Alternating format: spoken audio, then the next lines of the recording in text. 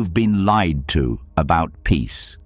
They told you it comes from a perfect life, from finally fixing all your problems, from reaching some faraway future where everything makes sense. But if that were true, why do people who seem to have it all still toss and turn at night? Why do you still feel heavy with thoughts, restless in your own bed, trapped in the same cycle of worry and overthinking? The truth is this: peace isn't waiting somewhere outside of you. It isn't hidden in tomorrow's plans or in someone else's approval. Peace is already here, inside you, and Buddhist wisdom has carried the keys for thousands of years. These aren't complicated ideas. They are simple, gentle phrases. Words that, when you let them sink into your heart, quiet the noise, release the weight, and open the door to stillness. The greatest teachers, the Buddha, monks, and seekers who dedicated their lives to understanding the mind, left behind truths that can help you rest tonight. Not by escaping life, but by seeing it clearly. Tonight, as you listen to these 7 phrases, something inside you will shift. Your breath will soften. Your body will loosen its grip on stress. Your thoughts will begin to dissolve, like clouds drifting across the night sky. And when you wake tomorrow, you'll feel it, lighter, clearer, steadier, ready to face the day, not with tension, but with calm. This isn't just another bedtime story.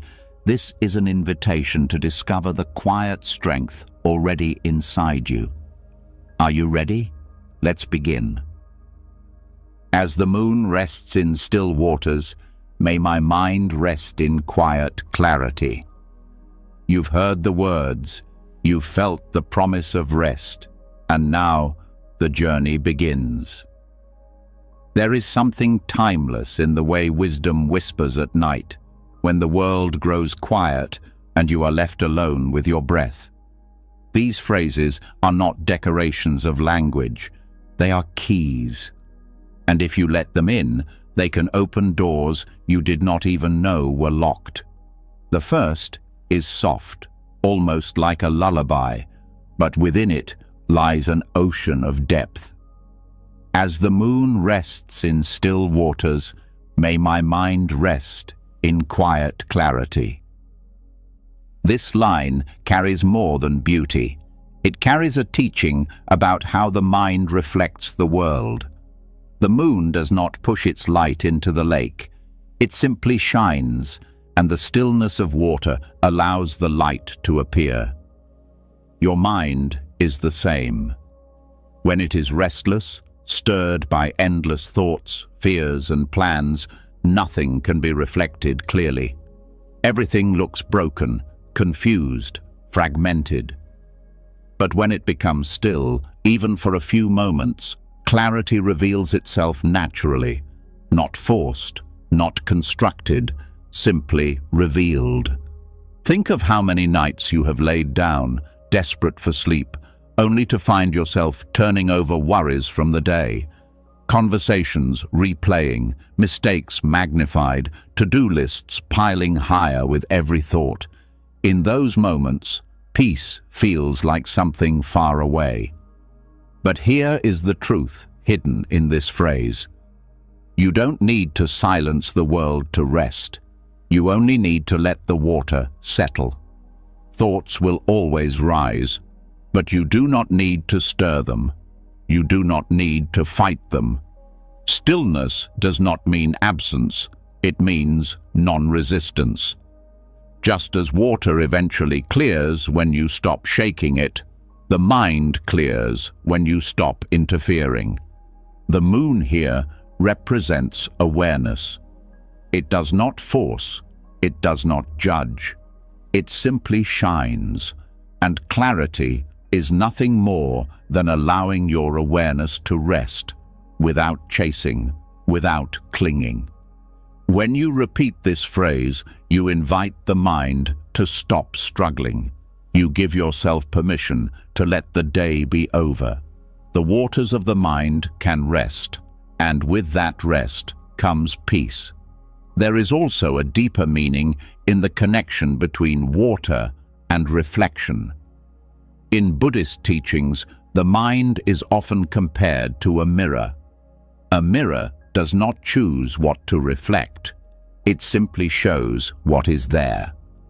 The problem comes when dust covers the surface. Dust here is attachment, fear, endless chatter. And yet, the mirror is never destroyed by dust. It only needs to be cleaned. Stillness cleans the mirror.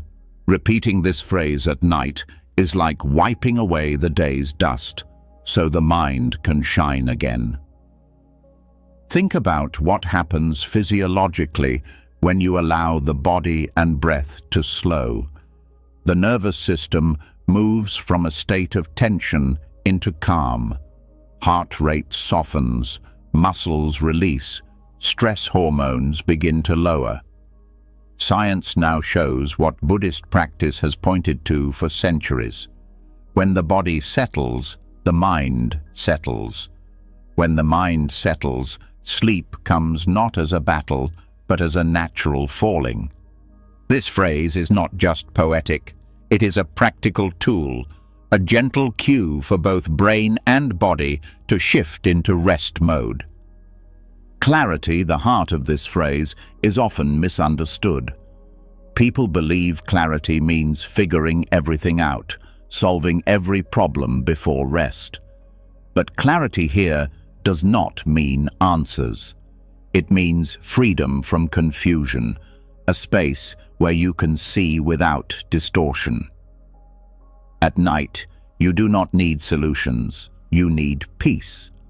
Clarity is simply knowing that it's enough to rest, that tomorrow does not need to invade tonight. The moon rests in still waters, even though the world continues moving. You too can rest even while life continues outside your door. Notice the subtle invitation hidden here. May my mind rest. Not, I will force my mind to stop, but may it rest. It is gentle, it is permissive. It respects the nature of the mind, acknowledging that you cannot beat it into silence. You can only allow, like placing a hand on a restless child and letting them know it's safe to sleep. That is the secret. Stillness is not achieved by violence. It is born from kindness toward yourself.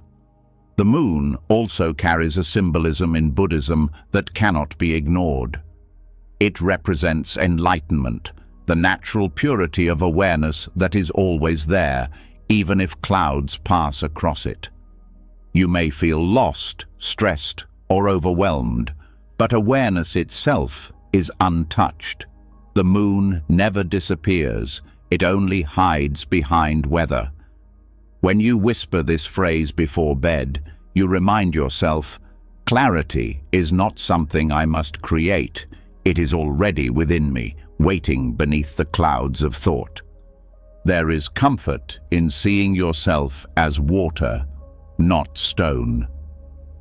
Stone resists. It stays rigid, unyielding, breaking under pressure over time. Water bends, accepts, adapts, and in that surrender, it becomes powerful. The most unassuming stream can carve canyons given time. The mind, too, grows strong, not by resisting every thought, but by softening, by resting in its natural clarity. This phrase is a training to see yourself as water, gentle yet unbreakable, still yet alive. Think also about how the moon never struggles to shine. It reflects the sun without effort, bathing the night in quiet light. What if your mind could rest the same way, not chasing brilliance, not forcing answers, but reflecting peace simply by being still. You do not need to be extraordinary to rest well. You only need to let go of the constant movement. This phrase holds you like a reminder. Stop stirring, stop grasping, let it settle. Many of us carry guilt into bed.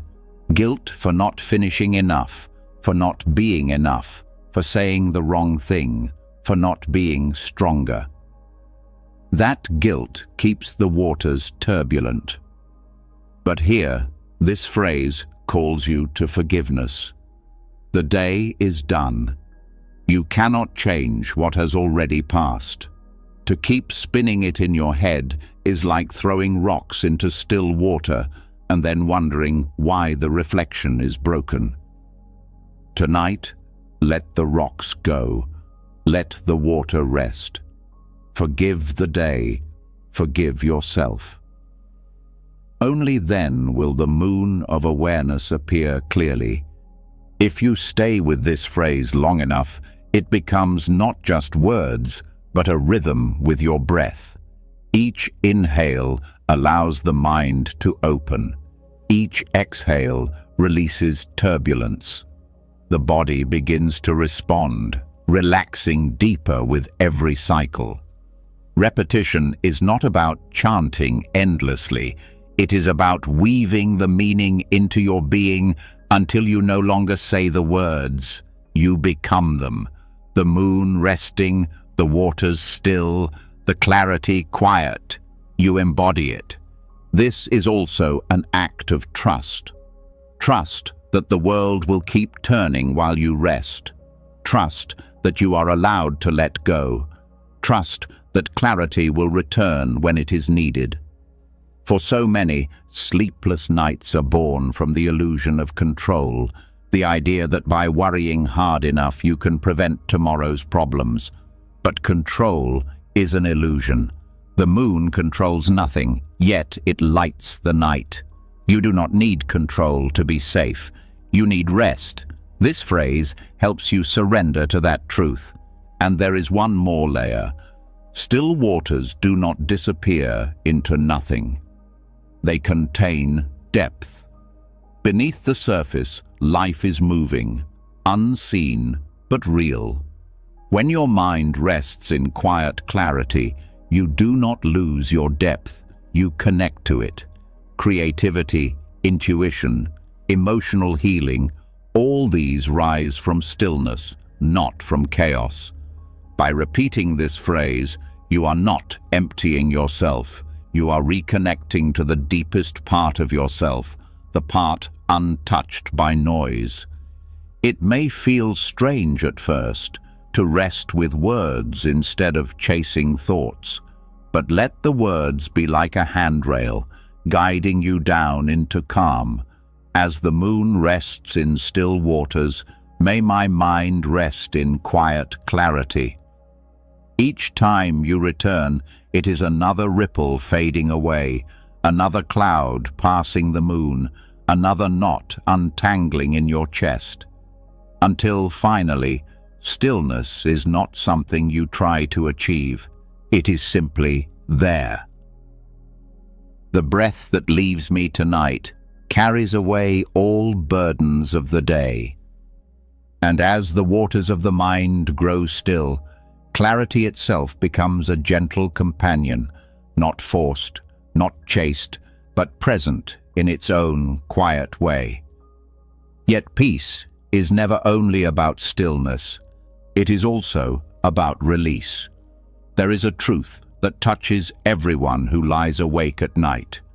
The weight of the day follows us, clinging to the body, tightening in the chest, pressing down on the thoughts.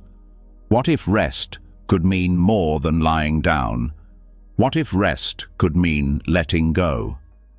This is where the next phrase enters with the softness of breath and the power of release. The breath that leaves me tonight carries away all burdens of the day. The act of breathing has been taken for granted by nearly everyone. It is the most constant rhythm in your life, and yet rarely noticed. And here lies the secret. When breath is ignored, the body holds tension. When breath is noticed, the body finds release. Each exhale is not only an exchange of air, but a natural letting go. The lungs draw in the weight of the world and then release it, cycle after cycle, without demand, without struggle. This phrase calls you to trust that simple truth. Every exhale is a carrier, a vessel that can take with it what you no longer need to hold. In the Buddhist tradition, the breath is more than air. It is life itself, prana, chi, the constant reminder of impermanence. Every breath you take proves that life is here, and every breath you let go proves that holding on is never permanent. When you repeat these words at night, you are not forcing burdens away. You are entrusting them to the natural wisdom of the breath. Just as leaves fall from a tree in autumn, burdens can fall from you through the exhale, one by one, without needing to be picked apart or analyzed. Think of the body at the end of a long day. Muscles tight from effort, mind scattered from decisions, heart heavy from conversations and emotions. In that moment, the exhale is not just a bodily function, it is medicine.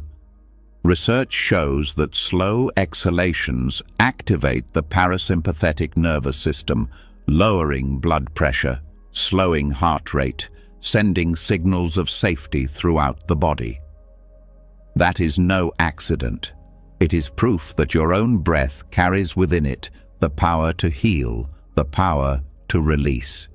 This phrase aligns perfectly with that truth. Every burden has a path out, and that path is the breath that leaves tonight. Burden itself is not only physical, it is mental weight, the replay of mistakes, the worry for tomorrow, the constant whisper that you did not do enough. These burdens do not dissolve through thinking, they dissolve through surrender. The mind will hold on as long as you let it, but the breath does not cling. The breath has no memory. It arrives, it leaves, and it never asks to stay. This is why repeating this phrase creates a shift. It teaches the body and mind together that release is natural. To let go is not failure, it is alignment with the truth of life. There is an ancient teaching that suffering often comes not from what happens, but from holding on too tightly. We carry the sting of words said long ago. We replay fears of what has not yet come. And yet, the body itself shows us another way. You cannot inhale forever. The body demands you let go. This phrase reminds you that in every exhale, there is wisdom. The burdens of today do not need to cross into tomorrow. The night is a border, and the breath is the messenger that carries them away, dissolving them into silence. To practice this deeply, notice how each exhale feels as it leaves you. The chest softens, the shoulders fall, the belly releases. With awareness, even subtle tension begins to unravel. Some carry their stress in the jaw, some in the back, some in the heart. Wherever it hides, the exhale reaches it. With each cycle, it is as though threads of heaviness are being loosened until the burden itself has no grip. You do not push it out, you let the breath carry it, like a river carrying leaves downstream. And there is something profound in knowing that you do not need to solve your burdens to rest. Many lose sleep because they believe they must think their way out of every problem. But rest does not require solutions. It requires release. This phrase offers you permission to allow the breath to do what thought cannot, to take with it the heaviness you cannot reason away, to remind you that not everything must be carried across the threshold of sleep. The breath also connects you to something larger than yourself. Each exhale leaves you and joins the air that moves across the entire earth. In that sense, your burdens are not locked inside you. They become part of the greater flow of life. There is relief in knowing you are not alone in release. Millions are exhaling at this very moment, letting go of their own weight, and in that collective surrender, there is unity. To breathe out is to join the world in its endless rhythm of letting go. Think of the way the body sighs naturally when stressed. That sigh is the body's instinctive attempt to release. It does not need to be taught. It is already wired into your being. This phrase takes that instinct and elevates it into conscious practice. Each breath becomes a deliberate act of surrender. You are no longer just living on autopilot. You are participating in your own liberation, one exhale at a time. It is also important to notice the timing of this practice. At night, before sleep. The day has already given you everything it had to give. The mistakes have been made, the conversations spoken, the choices completed. Nothing more can be added to it, yet the mind insists on dragging the weight forward. To say these words at night is to draw a line, to declare that today is finished, to entrust the breath to carry it all away so tomorrow can begin without residue.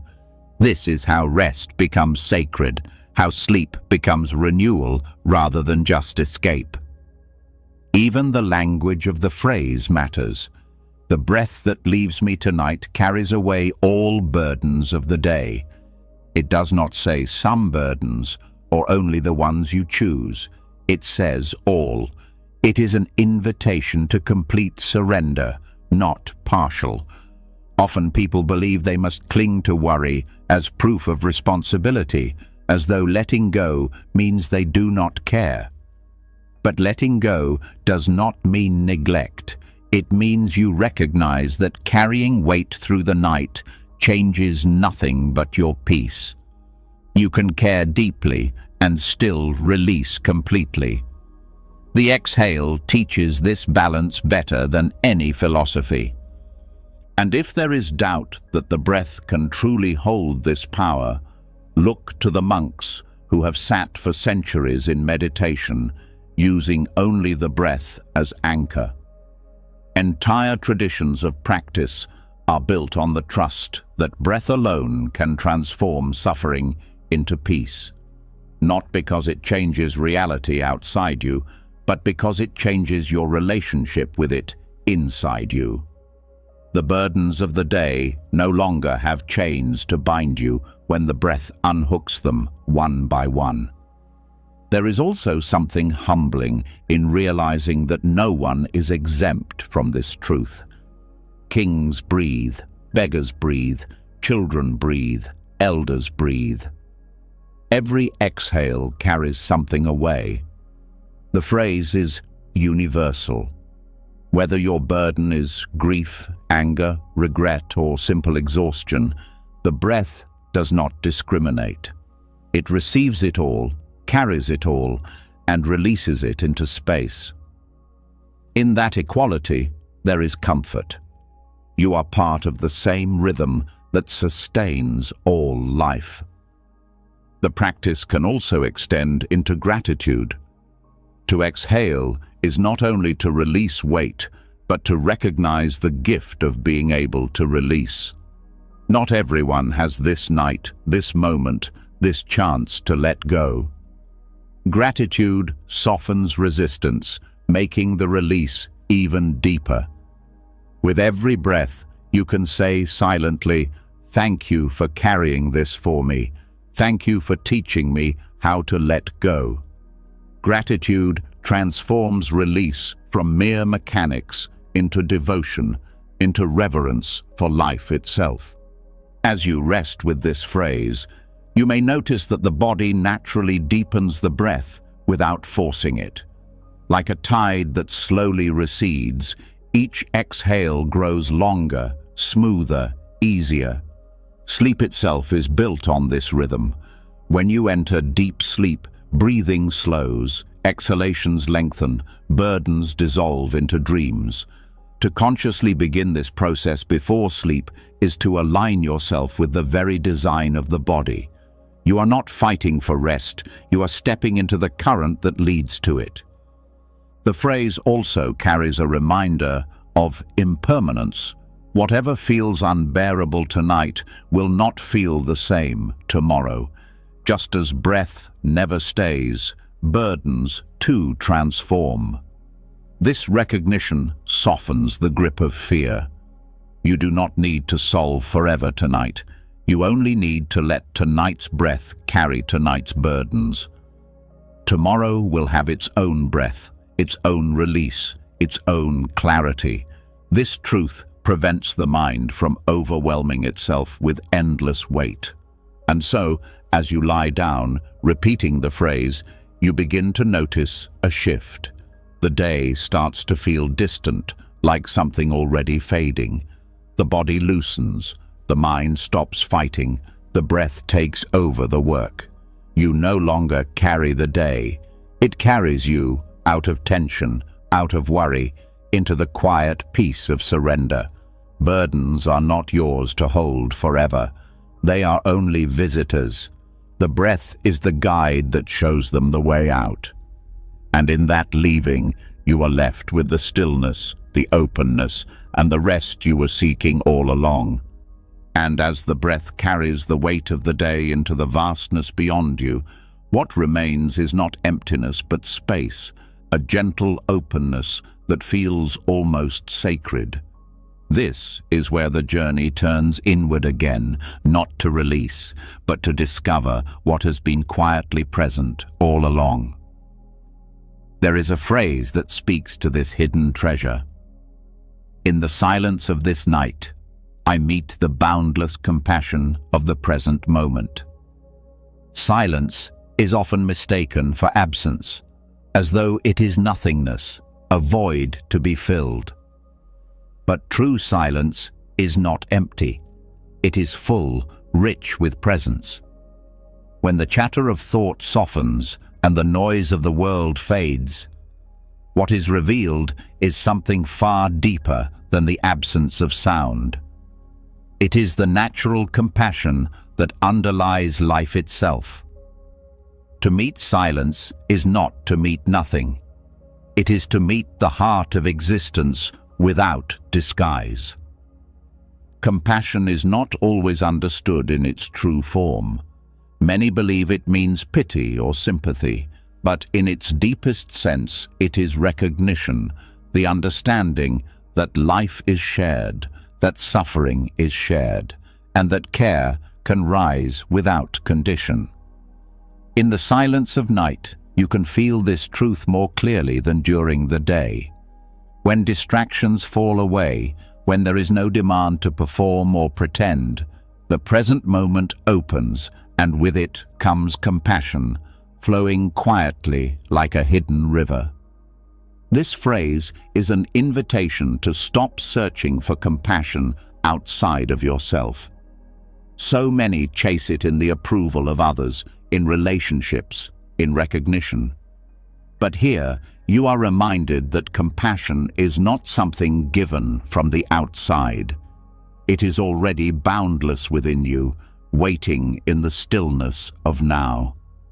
When the night grows quiet, when nothing is required of you, the heart remembers its own capacity to care, to forgive, to soften. Meeting compassion in the present moment changes the way the heart holds itself.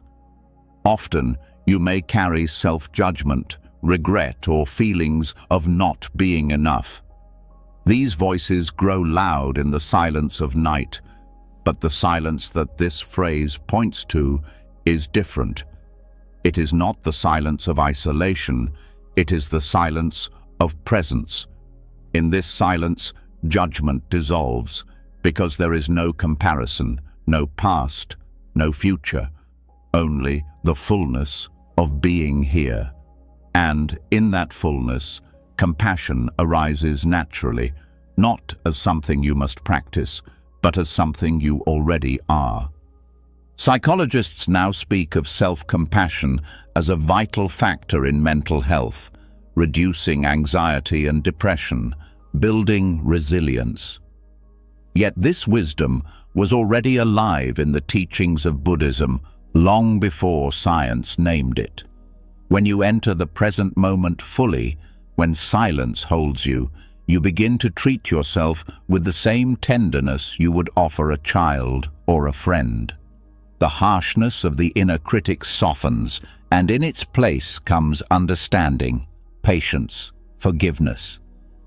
This is the boundless compassion of which the phrase speaks. The present moment itself is boundless because it is never divided. Past and future are creations of thought. Right now is the only reality, and within it lies an infinity that the mind cannot grasp. When you rest in that boundless space, compassion is not limited by conditions. You do not have to earn it. You do not have to deserve it. It is simply here, available, flowing without end. To meet it is to remember your own nature. There is also a subtle teaching here about the relationship between silence and compassion. Many believe compassion must be loud, expressed in action, in words of comfort, in visible help.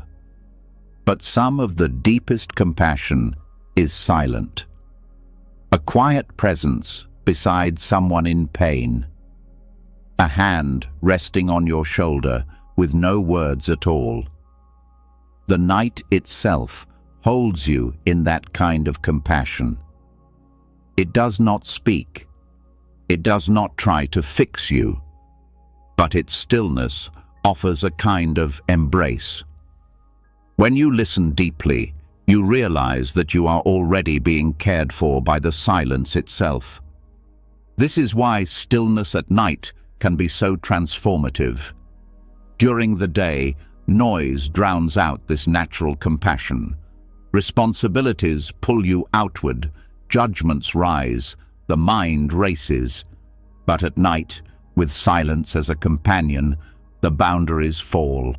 You begin to notice not only the tenderness within yourself, but also the tenderness of the moment itself. Life is not against you. The present moment does not reject you. It receives you exactly as you are. This realization is what allows true rest to begin. And when compassion arises in the present moment, it does not stop with yourself. It begins to extend outward, effortlessly. You sense the struggles of others, and instead of irritation or indifference, you feel connected. Even in silence, you know that countless others are lying awake, carrying their own burdens. And in that recognition, your heart opens. Compassion flows outward, even without action. It is not something you do, it is something you allow. There is a story from Buddhist tradition of Avalokiteshvara, the bodhisattva of compassion, who vowed to listen to the cries of all beings. His compassion was said to be boundless, reaching every corner of suffering. When you rest in the silence of night, meeting the present moment fully, you touch that same boundlessness within yourself. You may not save the world, but you can release the tightness in your heart and open to care without limit. This is not mythical. It is practical. Each time you let go of judgment, each time you rest in presence, compassion becomes your natural state. Silence also teaches humility. When you sit in the quiet of night, You realize how vast the present moment is and how small your worries are within it. This does not dismiss your struggles, it puts them in context.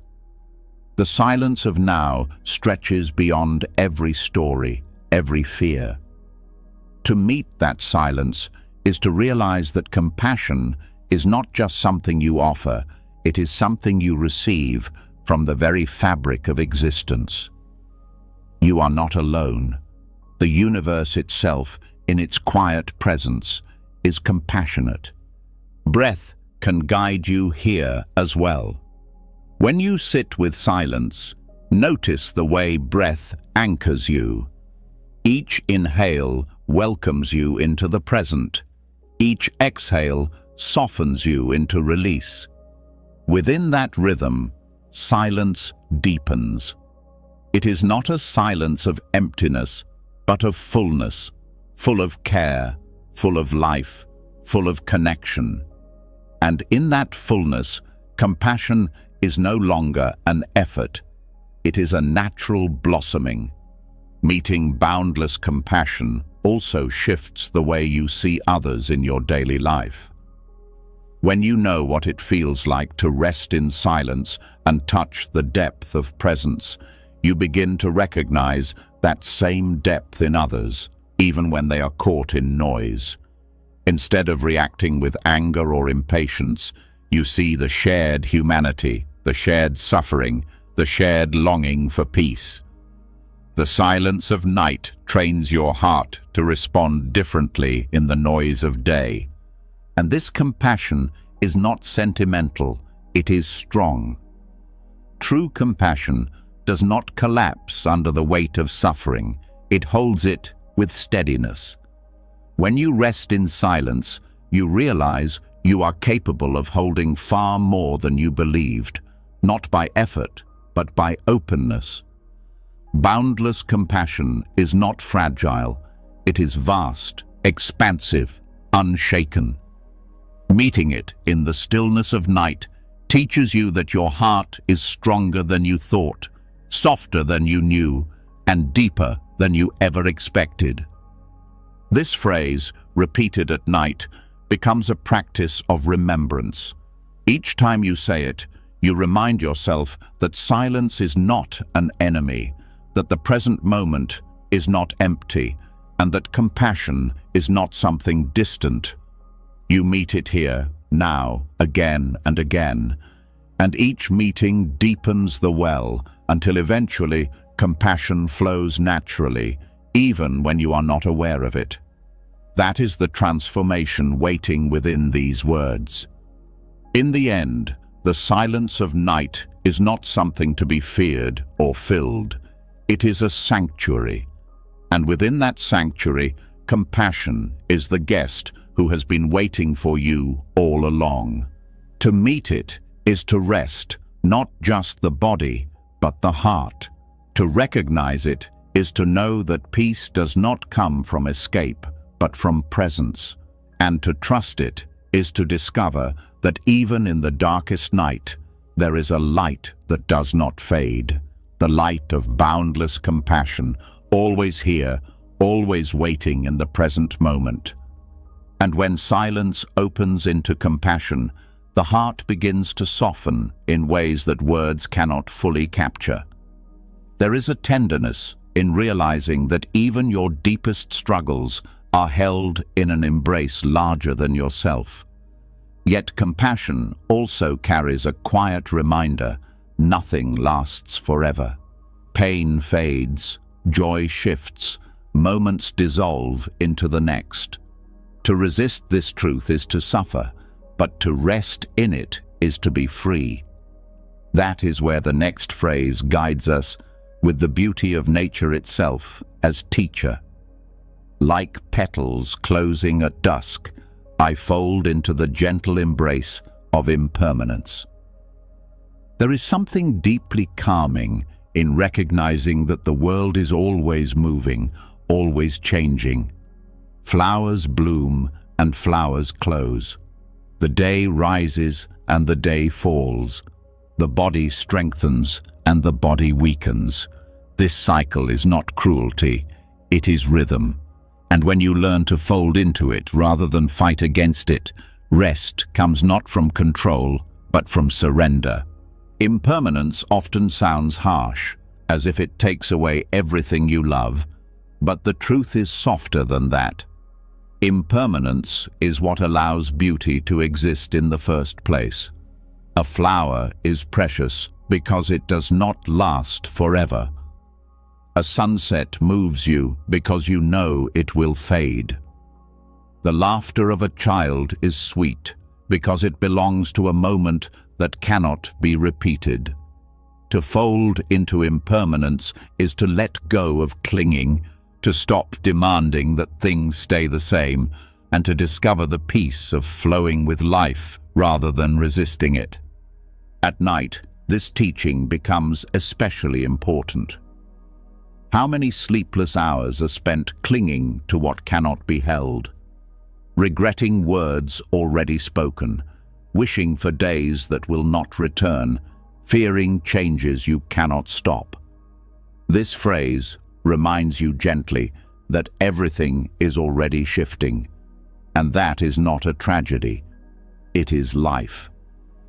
The burden of permanence is an illusion, and when it falls away, the body and mind can finally rest. The metaphor of petals closing carries a softness worth noticing. Flowers do not resist the dusk. They do not fight to stay open. They fold with grace, with trust, with acceptance. In the same way, you are invited to close your day, not with resistance, but with surrender.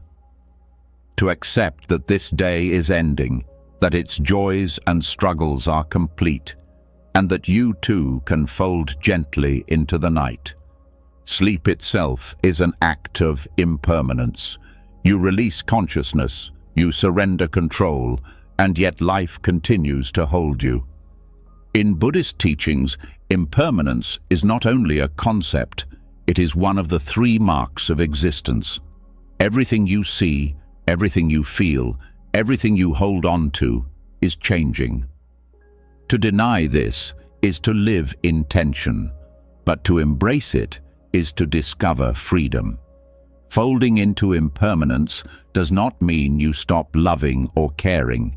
It means you love more deeply because you know each moment is a gift that cannot be repeated. When you whisper this phrase at night, you are not saying goodbye to life. You are saying yes to its natural rhythm. Science also confirms this truth in a different language. Neuroscience shows that the brain itself is constantly changing, rewiring through experiences, reshaping through thought, dissolving old patterns, and forming new ones. Nothing in you is fixed. Even the stress that feels permanent tonight is already shifting, already dissolving with every breath. To accept impermanence is to align with the reality of your own biology. You are not static, you are flow. The fear of impermanence often comes from attachment, the belief that happiness depends on holding on to what is pleasant and avoiding what is painful. But this phrase reveals another way. Just as petals close, not in despair but in rhythm, you too can release attachment with grace. The end of a day is not the end of life. The fading of one moment makes space for the rising of another. Folding into impermanence is not loss, it is renewal. When you practice this at night, it changes the way your body receives rest. Instead of carrying the tension of wanting the day to be different, you allow it to close. Instead of resisting the passage of time, you let the night carry you. This surrender is not weakness, it is wisdom. It is the strength to recognize that you are part of something larger than yourself, and that larger rhythm will hold you even when you release control. There is also deep comfort in realizing that suffering itself is impermanent. No pain lasts forever. No storm rages without end. Even grief, even heartbreak, shifts and softens with time. To fold into impermanence is to remember that your struggles will not always weigh the same. The night teaches this lesson each time it falls. No matter how bright the day, dusk always comes. No matter how dark the night, dawn always returns. This rhythm is unbreakable, and within it lies hope. The phrase also speaks of gentleness. Fold into the gentle embrace of impermanence, not the harsh grip of change, not the violent tearing away of what you love, but the gentle embrace. This is a reminder that impermanence is not the enemy. It is a holding, a soft wrapping of life's natural rhythm around you. When you allow yourself to be held by it, you discover that there is nothing to fear. You are not falling, you are being carried. In practice, this phrase can become a meditation. As you lie in bed, think of the day as a flower. Its petals have opened fully, showing you its colors, its fragrance, its lessons. Now, as night falls, those petals close. You do not need to force them, you do not need to resist them. You simply let them fold. In that folding, there is rest, and in that rest, there is renewal. Impermanence also reveals the value of presence. When you know that every moment is passing, you stop taking it for granted. You pay attention more deeply. Even in the quiet of night, even in the stillness of lying down, you begin to notice the subtle beauty, the breath, the softness of the sheets, the stillness of the room. These simple details become treasures because you know they too will pass. Folding into impermanence makes every moment luminous, even the most ordinary. There is another teaching hidden here. Just as you fold into impermanence at night, you can also fold into it in life. Relationships change, seasons shift, bodies age, identities evolve. To fight these changes is to exhaust yourself endlessly, but to fold into them is to move with the rhythm of life rather than against it. The petals of your own being open and close in countless ways across a lifetime. To rest in impermanence is to see this not as loss, but as growth. At night, this practice becomes even more powerful because sleep itself is a rehearsal for impermanence. You let go of the day, of identity, of control. You surrender into a state you cannot grasp or command. And yet, you trust it. You trust that you will wake. This is the same trust impermanence asks of you in life. To know that endings are not final, but openings in disguise. To surrender is not to disappear, but to return renewed. Folding into impermanence also brings humility. It reminds you that no matter how tightly you try to hold on, you are part of a larger flow. You are not the master of time, you are a participant in it. And when you accept this truth, a great weight lifts. You no longer need to fight every change, to resist every shift. You can rest, knowing that life itself is carrying you forward, just as dusk carries the flower into rest without its effort. When you repeat this phrase before sleep, let it be more than words. Let it be a practice of release. Feel the body soften as you give permission for the day to close. Feel the mind loosen as you accept that nothing is permanent, not even your worries. Feel the heart open as you recognize that impermanence is not taking from you. It is teaching you how to live fully, how to rest deeply, how to love without clinging. In this way, the phrase becomes a doorway. You step through it each night, leaving behind the struggle to control, entering the embrace of a rhythm larger than yourself. Petals close, day ends, mind softens, body rests. And in that folding, there is no fear, only peace. Impermanence does not destroy, it renews. And when you let yourself be held by it, you discover that rest is not just the absence of activity. Rest is alignment with the very truth of life, that everything passes, and in that passing, everything becomes precious. And when the petals close into the quiet rhythm of impermanence, the heart learns something vital. Release is not loss, but the beginning of peace. The day has folded, the body has softened, the truth of change has been welcomed. Yet even in this acceptance, thoughts often linger, clinging like threads of mist that refuse to disappear. They rise in the stillness of night, memories, worries, fragments of conversation, and they hover until the mind feels clouded once more. This is where the next phrase carries its wisdom like a breath of dawn. Each thought dissolves like mist at dawn, ungrasped, unchained, at peace. There is a kind of mercy in seeing thoughts for what they are, transient, fleeting, without substance of their own. Just as mist drifts across the morning fields and then vanishes as light breaks through, thoughts have no permanence. They appear, they shift, they dissolve. Yet most of the suffering comes when we treat them as solid, when we hold them as if they were permanent realities rather than passing appearances. This phrase is a reminder that you are not bound to the mist. You are the dawn.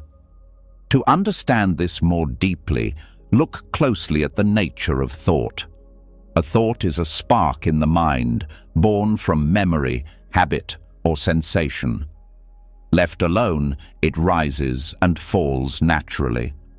But when clung to, when repeated, when fed with attention, it thickens into fog. Sleep becomes difficult, not because thoughts arise, but because the mind insists on holding them, turning them into endless stories. The phrase offers an antidote. Allow the thought to dissolve as mist does, ungrasped. The less you chase it, the faster it fades. This is not about suppressing or denying thought. Suppression is another form of clinging, another attempt to grasp control. Dissolving happens when you see thoughts for what they are, insubstantial, empty of weight. Neuroscience reveals that thoughts are electrical patterns, firing through neurons, creating temporary activity. They are not objects, they are processes. And just as no cloud owns the sky, no thought owns you. To rest in this truth is to experience a freedom that does not come from solving thought, but from loosening your grip on it. Unchained means recognizing that thoughts are not shackles unless you believe they are. The mind often convinces you that every thought must be engaged, answered, or resolved. But when you step back, you realize that thought is simply movement, like wind through leaves. The chain is belief. The moment you stop believing every thought is truth, the lock breaks. Sleep comes when the chains are gone, when the mist of thought no longer binds you. At peace is the natural outcome of dissolving. Peace is not the absence of thought, but the absence of entanglement. Even as thoughts arise, peace remains, because you no longer treat them as masters. You watch them come and go, like mist drifting across the valley, beautiful yet impermanent. This shift in relationship is profound. The mind, does not need to be empty to rest. It only needs to stop grasping. In practice, this phrase becomes a meditation of observation. As thoughts appear, you repeat silently, "This, too, will dissolve." You do not fight the thought. You do not argue with it. You do not push it away. You let it rest in the warmth of awareness, the way mist rests in the light of dawn, until it fades naturally. With each repetition, the habit of clinging weakens and the clarity of mind grows stronger. There is also a deeper compassion hidden here. Often you may judge yourself for thinking too much, for failing to control the mind, for being restless when you long for sleep. This judgment adds another layer of thought, thickening the mist further. But when you repeat this phrase, you shift from judgment to kindness. You accept that thoughts arise because you are human, because the mind is alive, because memory is active. There is no failure in thought arising. There is only peace in letting it dissolve. The dawn in this phrase is not only literal but symbolic.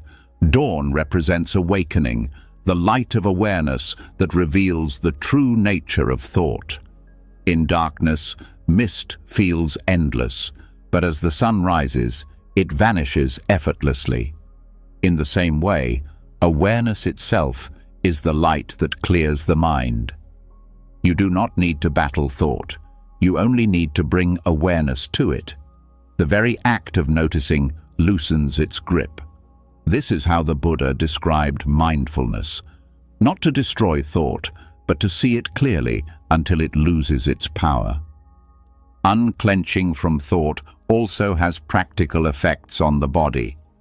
Studies show that rumination, repetitive thinking, activates stress pathways, raising cortisol and preventing deep rest.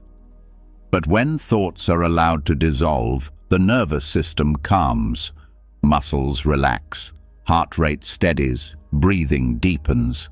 The body reflects the freedom of the mind. Sleep then becomes not a struggle, but a natural unfolding, the body following the mind into peace.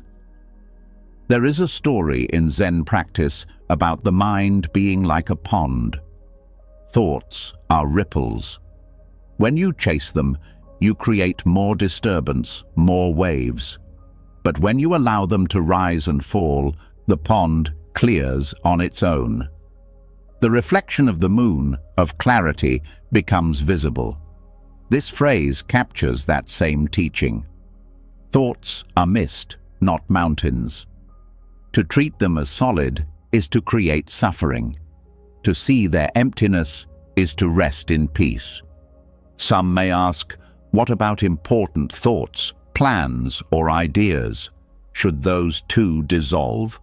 The answer is yes, for now. Night is not the time to carry the weight of tomorrow. Important thoughts will return with the light of day, stronger and clearer, because they are not forced. Trust the rhythm of mind as you trust the rhythm of nature. Just as dawn disperses mist without effort, the clarity of morning will bring back what truly matters. To release at night is not to forget, but to trust. This phrase also helps to reshape identity. Many believe they are their thoughts, that each arising defines them. But when you see thoughts dissolve, you realize you are not the mist, but the space it moves through. Identity becomes less rigid, less entangled with passing patterns. This realization brings freedom beyond sleep. It touches the core of Buddhist teaching, that self too is impermanent, a collection of shifting processes. Peace comes not from holding identity tightly, but from recognizing its fluidity. There is also beauty in the image itself. Mist is delicate, ethereal, soft. To see thoughts in this way transforms your relationship with them.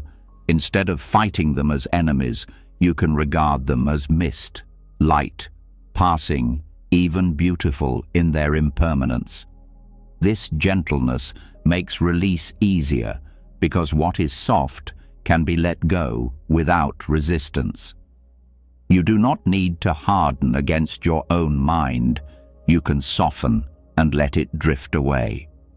Over time, practicing this phrase at night changes the habit of thought itself. The mind begins to recognize its own patterns sooner. You notice the rise of worry before it becomes entangled. You release earlier, more easily. This is the cultivation of mindfulness in everyday life. What begins as a practice for sleep becomes a practice for freedom in every moment. Thoughts arise at work, in conversation, in solitude, and you meet them with the same truth. They will dissolve.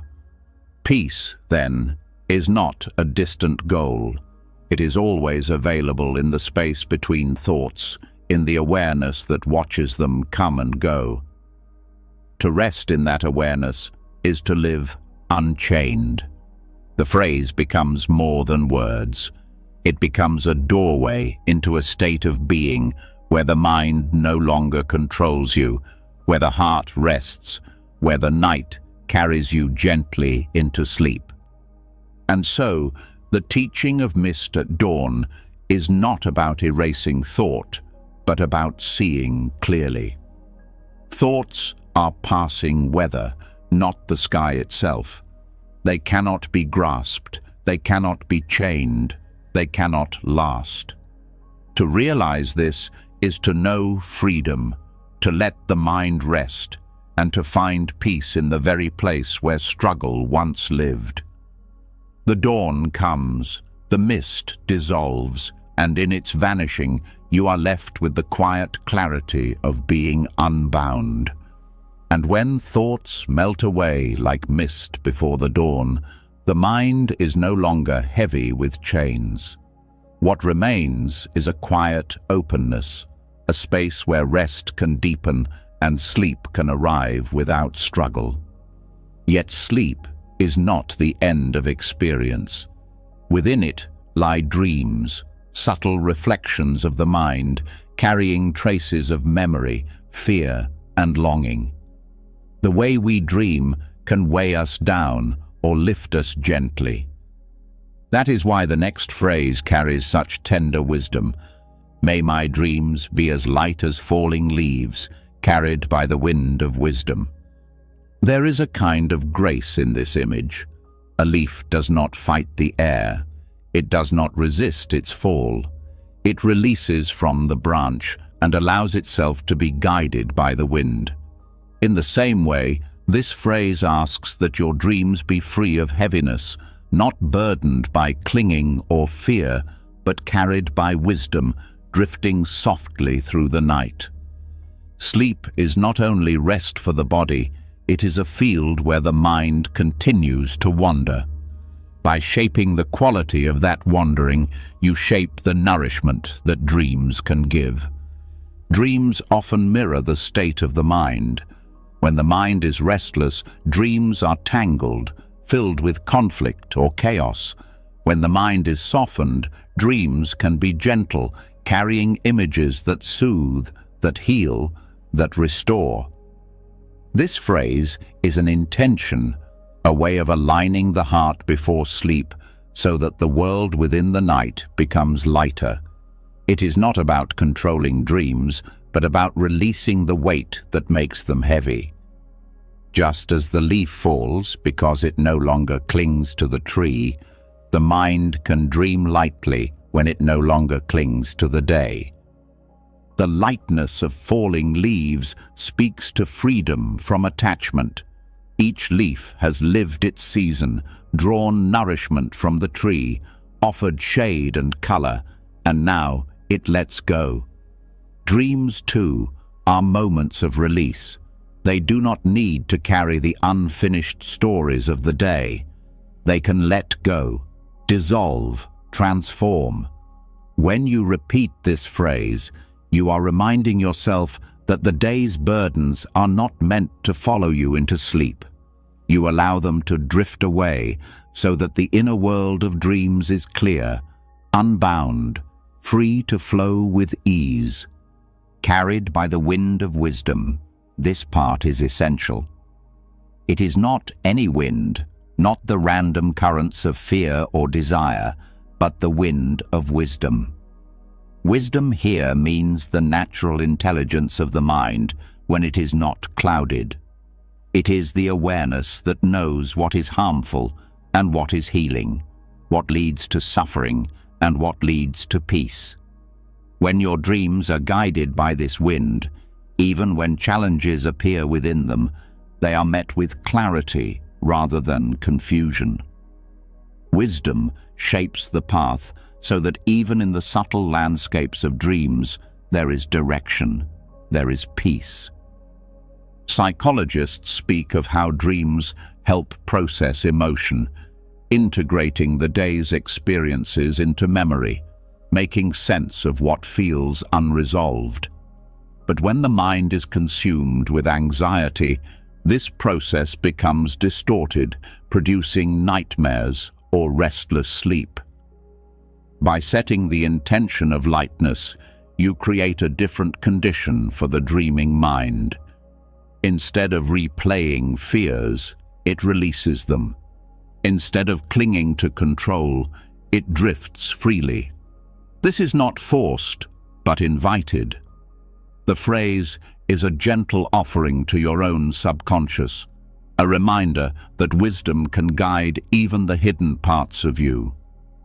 There is also beauty in the way leaves fall together, not as one, but as many, each following its own path, carried by unseen air.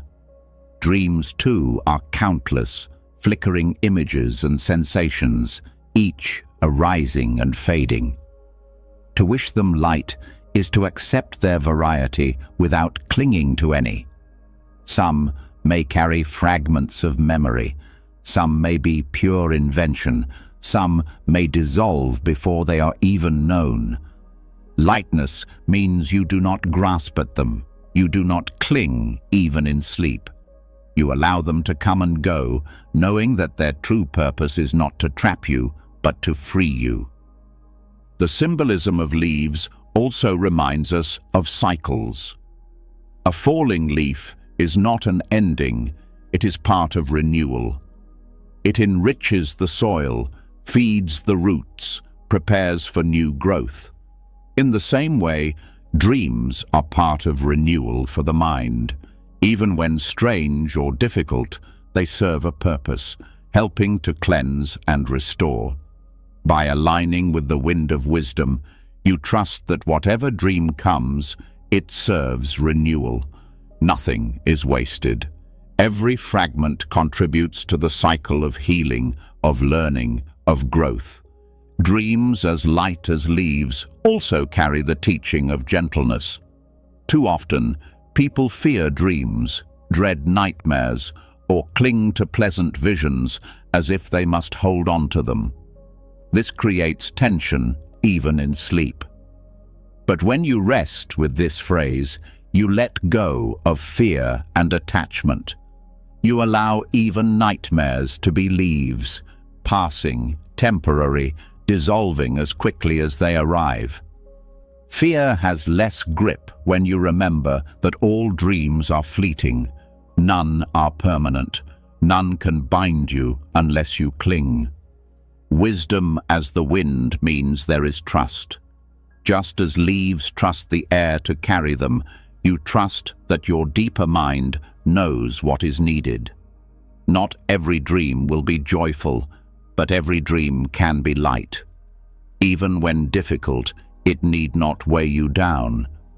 The mind, like the forest, has its own intelligence, its own rhythm. Trusting that wisdom allows you to release the need for control and let the night guide you where you need to go. This phrase also opens the door to gratitude. To dream is to be alive, to have a mind that creates, explores, reflects. Many do not remember their dreams, yet the mind still works through them, offering quiet healing. To wish for light dreams is not to demand perfection, but to give thanks for the gift of rest, the gift of renewal. Gratitude itself makes dreams lighter, softening resistance, allowing the heart to settle more deeply into peace. In practice, repeating this phrase before sleep can become a ritual of letting go.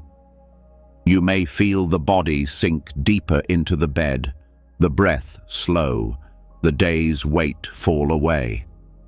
You release control, trusting that the night will do its work. This is not about forcing the mind to dream a certain way, but about offering a direction, like setting a sail. The wind carries the boat, but the sail invites the movement. The phrase is the sail, wisdom is the wind, and dreams are the journey. Dreams are also mirrors of the inner world. If the mind is harsh, they reflect harshness. If the mind is gentle, they reflect gentleness. This phrase turns the mirror toward gentleness, asking for dreams that are light, not heavy, guided by clarity, not confusion. Over time, this changes the way you wake. Instead of rising heavy with unresolved tension, you rise lighter, refreshed, as though the night itself has lifted something from you. And there is a deeper layer still. In Buddhist teachings, dreams can also represent the illusory nature of life. Just as dreams dissolve when you wake, so too do experiences dissolve with time. To see dreams as leaves carried by wisdom is to train the mind to see waking life in the same way, not to cling, not to fear, but to flow with the rhythm of change. The practice in sleep becomes the practice in life. Both are fields of impermanence. Both are carried by the same wind of truth. So the phrase is not only a prayer for rest, but a teaching for life itself. To let go of clinging, to trust wisdom, to be carried lightly. Each night you repeat it, you are not only shaping your dreams, you are shaping your mind. You are training the heart to live with less weight, less fear, more trust, more freedom. And as you drift into sleep with these words, you may not control the dreams that come, but you change the way you meet them. Light, free, carried, not trapped, not heavy, not chained. The leaf falls, the wind carries, the forest renews. You sleep, the dreams flow, the heart rests. This is the gift of letting your nights be guided by wisdom. Dreams that are light, and a waking life that is lighter still. And when dreams drift like leaves on the wind, the night itself becomes lighter, a quiet journey where even the hidden mind learns to release. But rest is never only for yourself. What you carry into sleep is shaped by what you gave during the day, and often the heart finds its calm not in what it received, but in what it offered. The next phrase opens the door to this deeper truth. The kindness I offered today ripples outward beyond what I can see. There is a quiet power in kindness that is often overlooked. A word spoken gently, a smile offered freely, a moment of patience when anger was easier. These may feel small in the moment, but they do not vanish. They ripple, moving through others, touching lives in ways you may never witness. This phrase reminds you that the day does not end when you close your eyes. Its energy continues, carried forward through the impact of your choices. To rest in this awareness is to rest in meaning. The image of ripples is important. When a stone touches water, its circles expand outward without effort, moving further than the eye can follow. Kindness works the same way. The one who receives it may carry it to another, and that one to another still. It spreads silently, without announcement, and yet it has the power to transform entire environments. To reflect on this before sleep is to find peace in knowing that your day mattered, that your actions carried weight beyond your sight. Often people underestimate their influence, believing that only grand gestures change the world. But compassion is not measured in scale, it is measured in sincerity.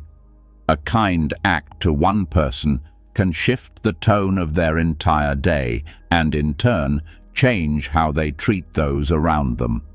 The ripple grows not because you forced it, but because kindness has its own momentum. This phrase invites you to rest in trust of that momentum, to release the need to see results, and instead believe in the unseen impact of your goodness. There is also healing in remembering kindness at night. Many lie in bed replaying mistakes, regrets, harsh words spoken. The mind clings to negativity, overlooking the gentle moments that also defined the day. By repeating this phrase, you redirect the mind's focus. You remind yourself that the day was not only burden, not only error. It held light as well. This shift changes how you enter sleep. Instead of being weighed by guilt, you are lifted by gratitude for what you were able to offer. Kindness, in this sense, is not about perfection. It does not mean you were flawless today, only that you gave what you could. Even the smallest gestures count. Holding a door, listening without interruption, speaking softly when you could have been harsh, all of these ripple outward. This phrase invites you to see the quiet beauty in those small moments, to know that they matter, even if no one thanked you, even if no one noticed. Their effect continues, carried forward in ways you will never fully know.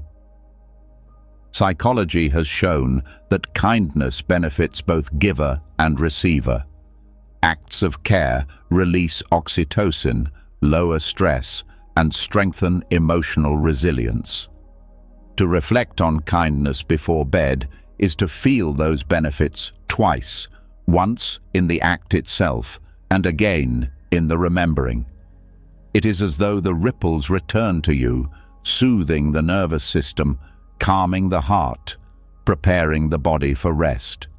Sleep comes easier when you know that your presence in the world has created goodness.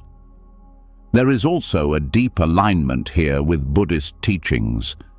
In Buddhism, generosity and compassion are not just virtues, but practices that create positive energy or merit, which continues long after the act.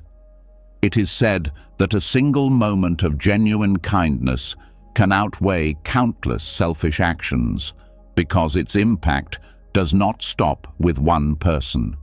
It moves into the fabric of life itself. This phrase, repeated at night, connects you to that teaching. It reminds you that every act of care plants a seed, and seeds grow whether or not you see the fruit. Resting in this truth changes the way you see yourself.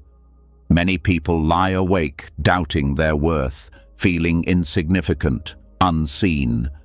But when you remember the kindness you offered, you see evidence of your value. You realize that your existence has touched others in ways that cannot be measured. Worth is not in accomplishments or possessions. It is in the ripples you send through kindness. To hold this before sleep is to rest in dignity, in quiet confidence that you are part of something larger.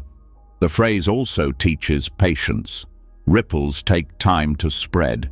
You may never see where they reach, and that is part of the practice, to let go of the need for recognition. True kindness does not demand a return. It trusts that its energy will find its way, just as water carries ripples across its surface without being told. This patience brings peace, because it frees you from expectation. You can rest knowing that your offering was enough without needing proof. There is beauty in reflecting on kindness as a form of legacy. Every day you shape the world around you, not with dramatic actions, but with consistent ripples. Long after your words are forgotten, their effect continues in the lives they touched. At night, when the mind often questions meaning, this phrase brings reassurance. It reminds you that nothing good is wasted. Even the smallest kindness today continues beyond you, into tomorrow and beyond, woven into lives you may never meet. In practice, repeating this phrase before bed can become a meditation of gratitude. You can recall specific moments of kindness from the day, not to inflate your ego, but to acknowledge that goodness flowed through you. You can allow that memory to settle into the body, feeling the warmth it creates, the release it brings. In this way, the phrase is not abstract. It is lived, felt, embodied as you drift into rest. The ripple also includes kindness shown to yourself. Too often, people forget that compassion begins inward. The way you spoke to yourself, the patience you offered to your own mistakes, the rest you allowed yourself to take, all of these are ripples too. They shape how you meet the world tomorrow. To remember this at night is to recognize that your inner kindness is not selfish, but foundational. It strengthens the ripples you send outward. Kindness as a ripple also changes how you see difficulty. Perhaps today was heavy. Perhaps conflicts arose. Perhaps pain was present. Yet, even in difficulty, a single moment of kindness creates contrast, like light breaking through clouds. That light spreads further than the shadow. To rest in this awareness is to trust that no matter how challenging the day, goodness was not absent. It flowed, and it continues to flow. And there is one more truth hidden here. Kindness multiplies. When you give it, it inspires others to give. One ripple becomes many, spreading across the waters of human connection. This is how communities are built, how hope is sustained, how change takes root. To know that your actions contribute to this larger movement is to feel connected, even when you lie alone in the quiet of night. You are part of something vast, carried forward by every ripple of kindness ever offered. So, as you close your eyes with these words, let yourself rest in the knowledge that the day did not disappear. It continues through the echoes of your care. The kindness you gave is not gone. It is alive, moving, touching others beyond your sight. To sleep with this awareness is to sleep with peace, knowing that your life is not just lived for yourself, but woven into the lives of countless others. The ripples extend, the circle widens, and even in the stillness of night, the movement of kindness carries on. And as the ripples of kindness extend into places you will never see, the night carries you toward another truth. Peace is not only found in what you give, but also in what you release. The heart may be softened by compassion, Yet the mind often clings to control, replaying what could have been done differently or what must happen tomorrow. Control feels safe, but it is also the very weight that keeps rest far away. This is why the next phrase enters like a balm. As I surrender to rest, I release the illusion of control. The sense of control is deeply woven into daily life. People plan, organize, adjust, and strategize, believing that if they hold tightly enough, nothing will fall apart. Yet, control is often an illusion. Weather shifts, people change, outcomes unfold in ways no one predicted. The tighter the grip, the greater the exhaustion.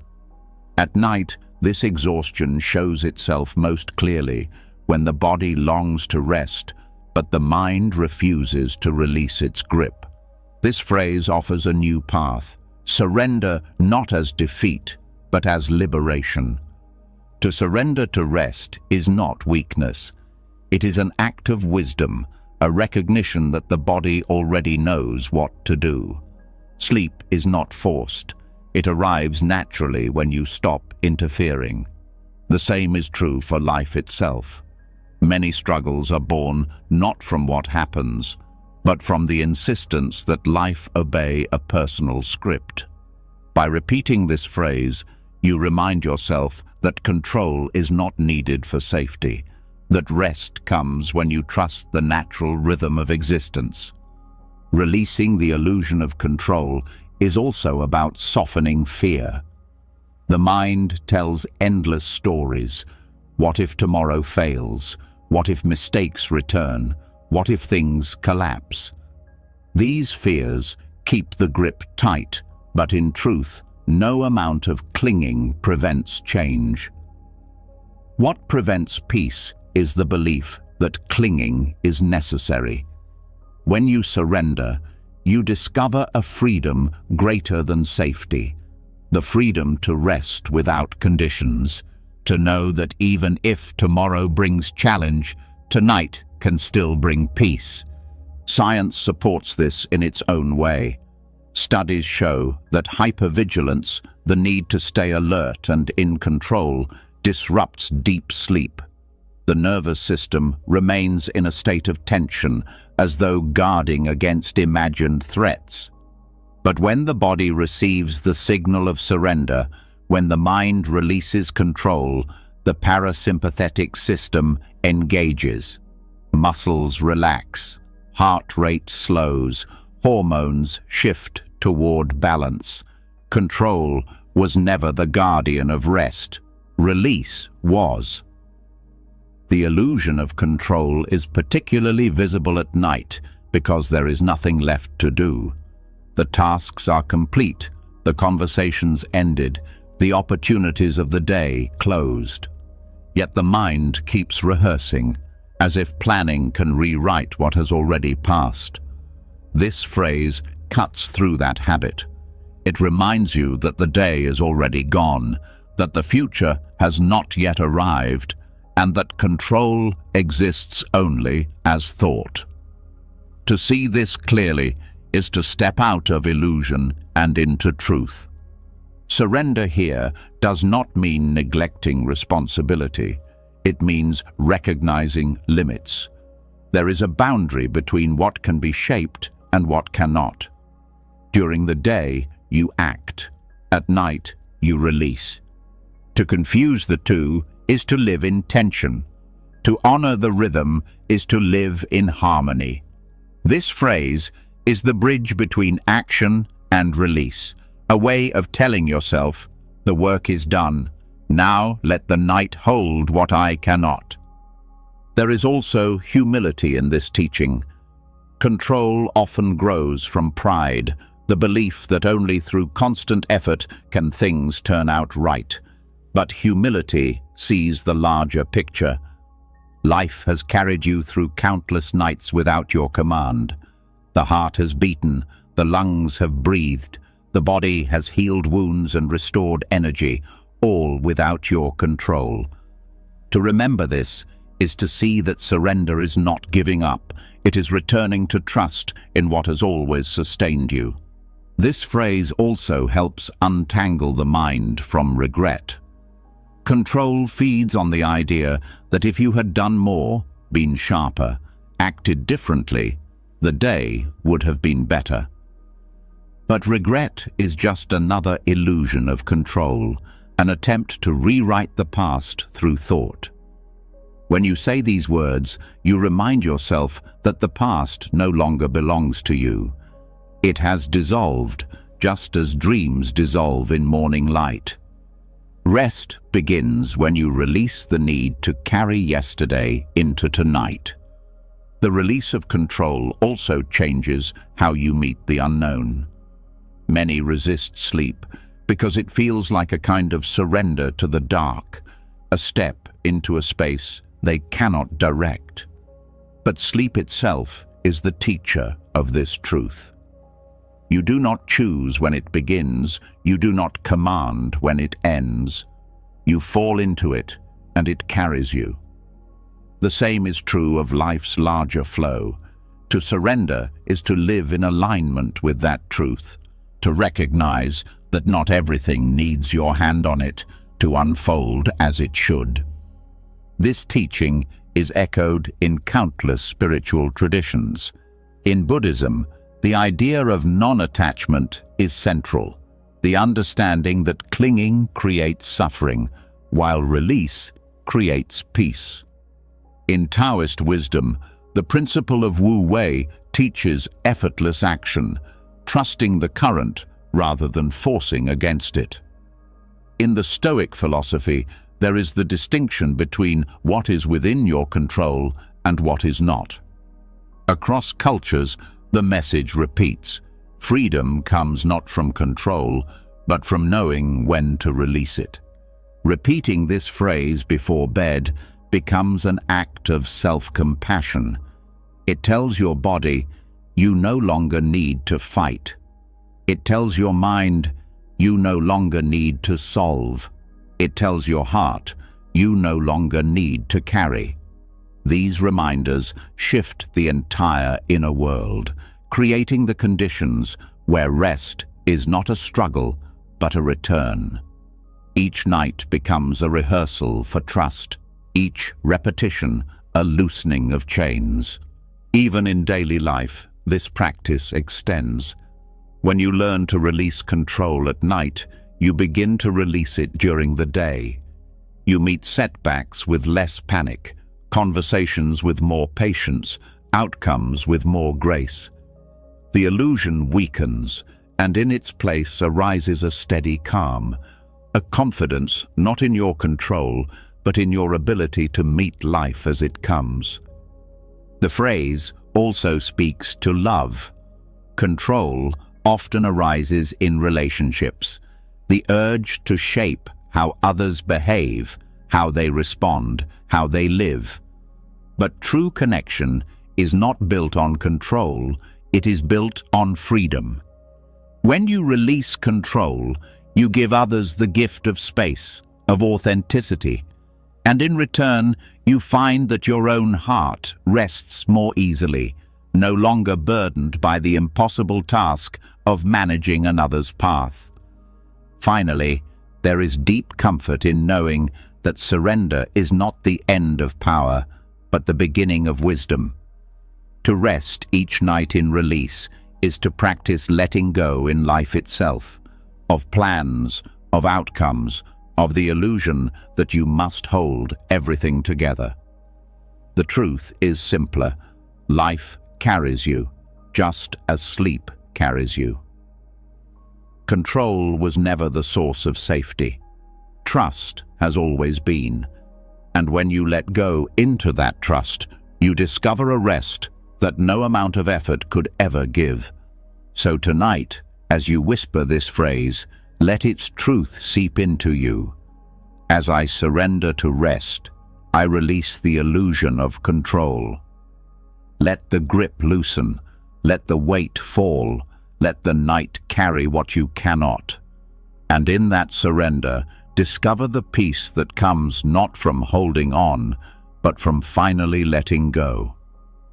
And when the weight of control is finally released, what rises in its place is not emptiness, but an openness that feels infinite. In that surrender, the night becomes vast, and above you the stars shine in quiet brilliance. Their presence has always been there, untouched by your struggles, untouched by your attempts to hold on. They remind you of something essential, something often forgotten in the noise of daily life. The stars above remind me of my true nature, luminous, spacious, and free. There is a reason stars have captivated hearts across every culture and every age. They are distant, yet they feel intimate. They burn with light, yet they rest in silence. To look at them is to remember that existence itself is larger than the mind's narrow concerns. This phrase points to that same remembering, not of something outside you, but of your own nature. Luminous, because within you there is a light that cannot be extinguished by failure or fear. Spacious, because the mind is not the small box of worries it often seems to be, but an endless sky in which thoughts come and go. Free, because at your core you are not bound by the stories you tell yourself, not trapped by circumstances, but already whole. To call yourself luminous is not a metaphor alone. Light is a symbol of awareness. No matter what shadows fill your life, awareness itself shines untouched. Thoughts, emotions, and struggles may obscure it, but they cannot stain it. In Buddhism, this is sometimes called the clear light of mind, a natural clarity that is present in every moment, whether you notice it or not. When you recall the stars, you recall that same clarity within yourself. Even on cloudy nights, the stars remain. Even on stormy days, your awareness remains. The recognition of this light is the beginning of peace. Spaciousness speaks to the boundless quality of mind. When caught in worry, the mind feels cramped, suffocating, as if there is no room to breathe.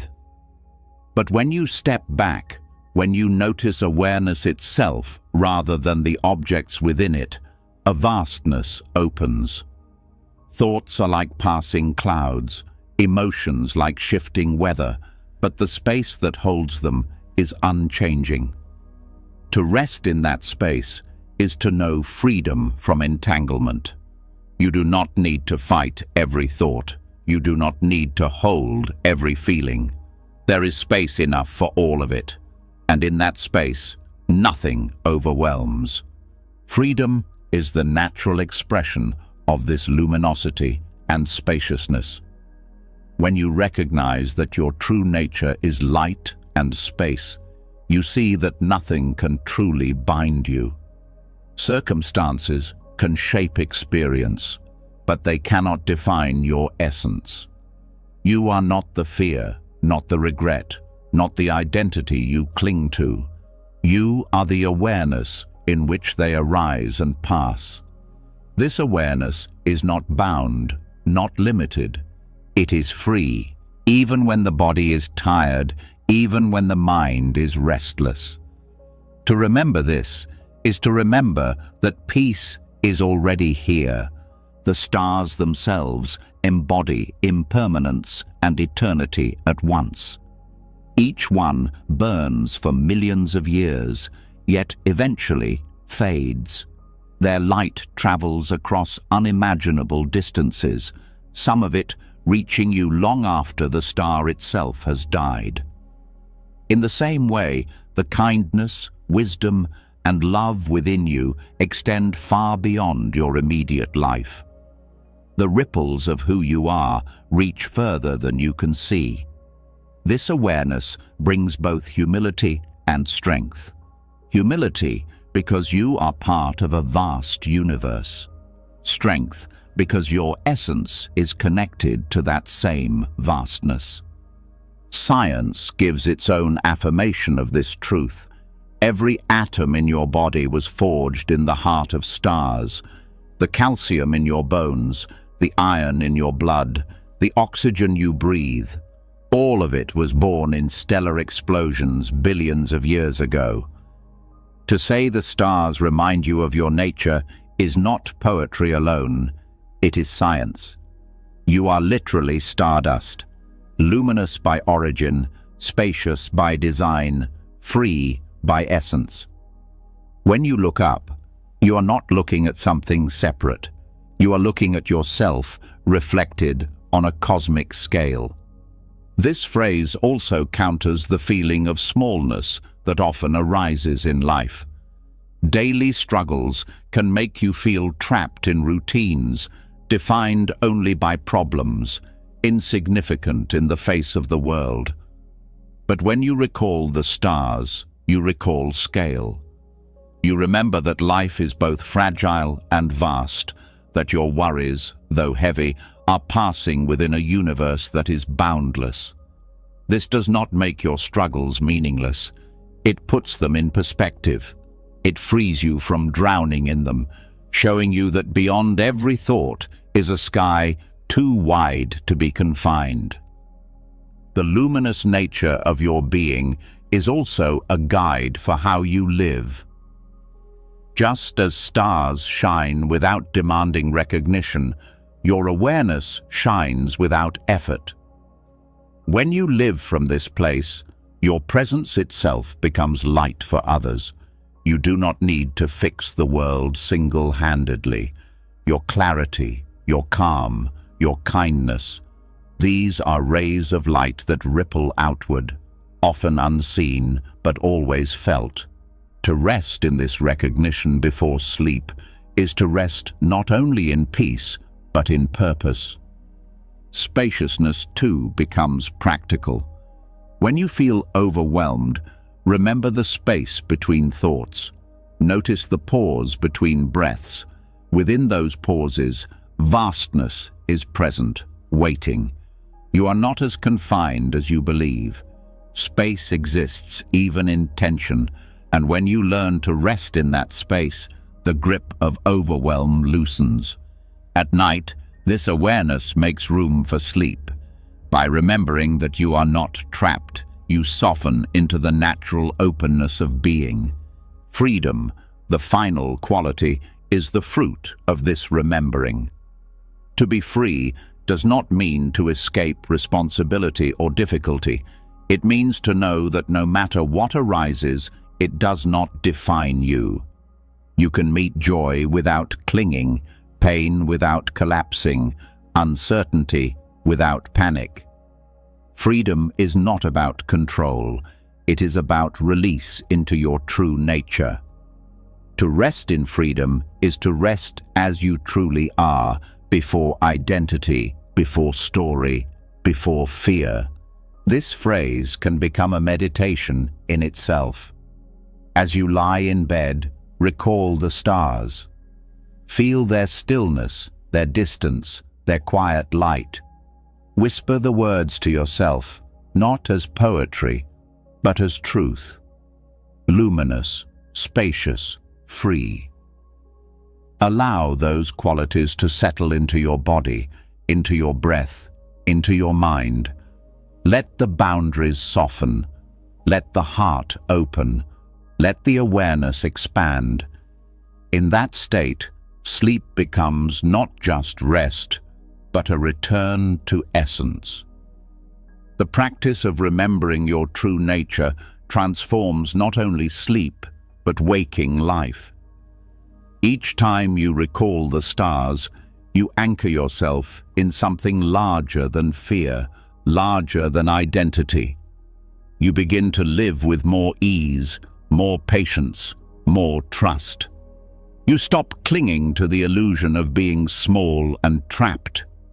You start living from the recognition that you are already part of the infinite, already luminous, already free. So tonight, when the stars shine above, Let them not only decorate the sky, but mirror your own being. Their light is your light. Their space is your space. Their freedom is your freedom. To rest in this remembrance is to rest in the truth that has always been yours. You are luminous, spacious, and free. And when the stars remind you of the light and freedom already alive within you, another truth begins to unfold. Freedom is not only found in knowing your vast nature, but also in learning how to release what you cannot hold. Light shines, space expands, but the heart still clings to moments, to people, to possessions, to identities. This is where the next phrase speaks with quiet strength.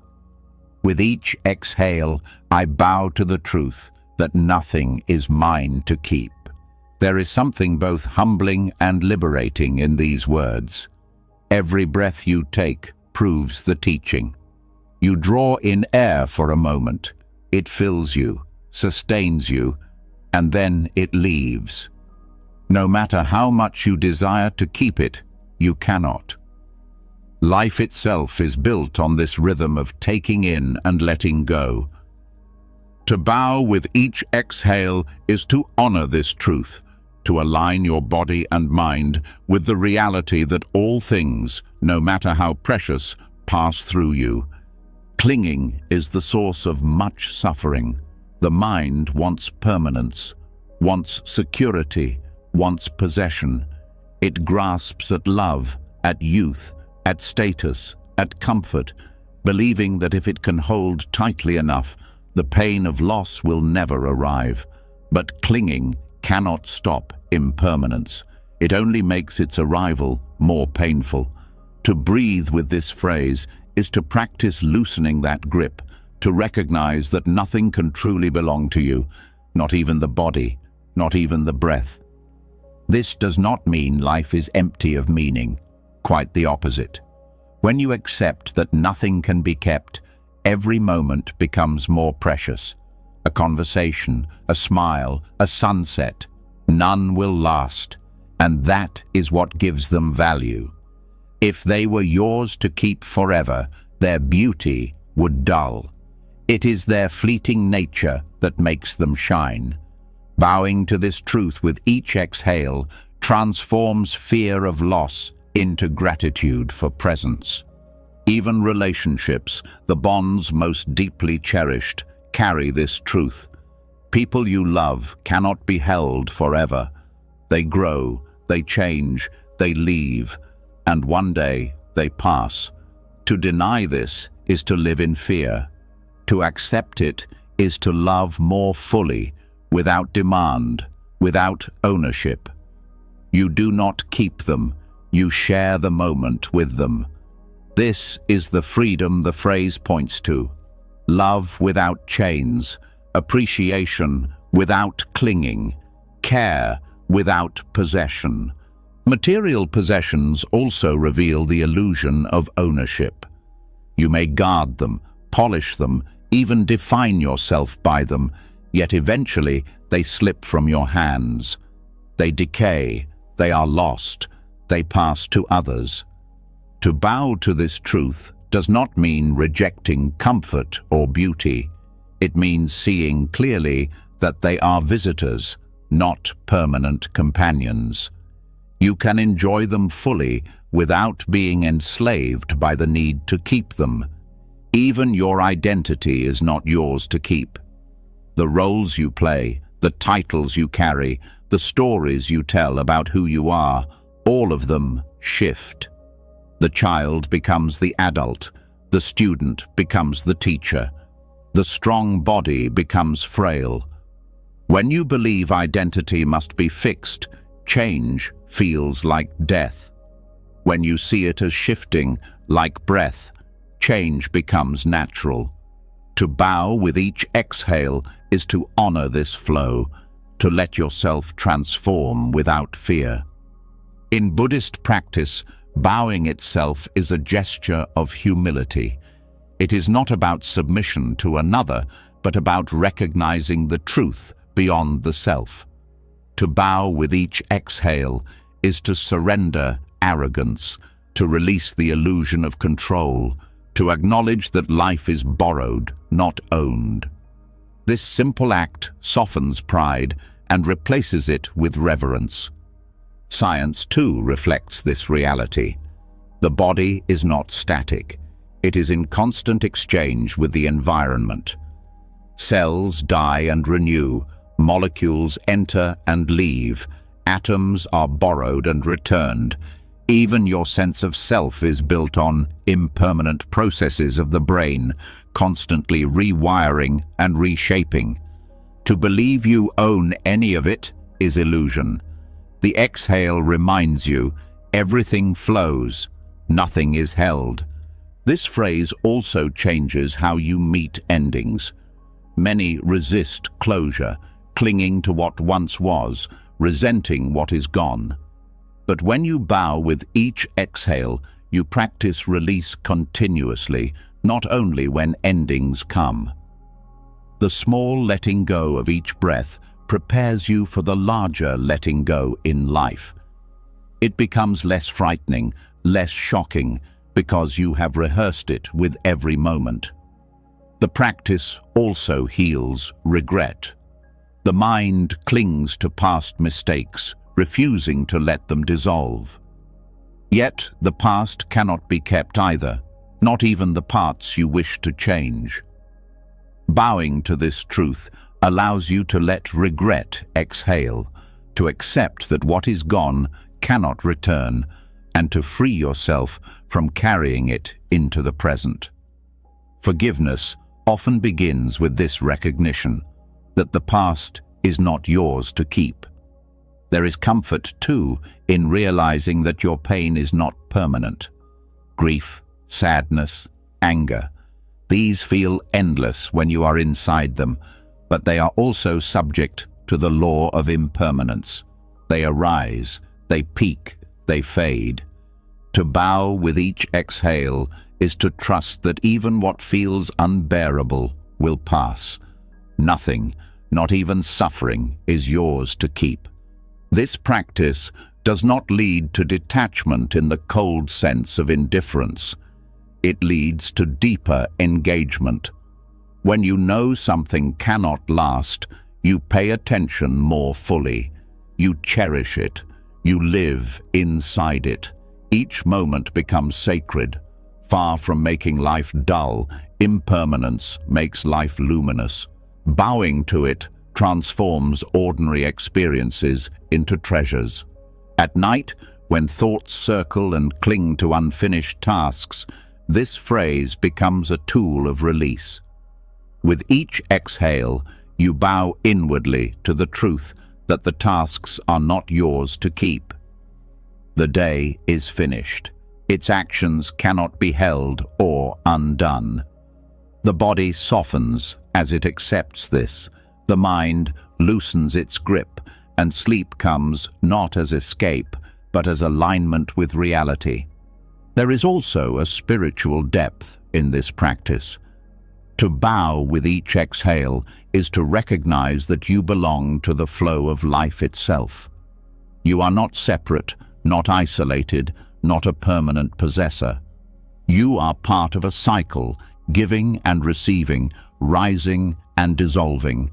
This perspective dissolves loneliness because you realize everything you touch, everything you love, is part of the same rhythm. Nothing is kept, everything is shared. Even death, the great fear, becomes less heavy through this practice. Every exhale is a small rehearsal for the final release. Each time you let go, you are preparing yourself for the truth that one day you will let go entirely.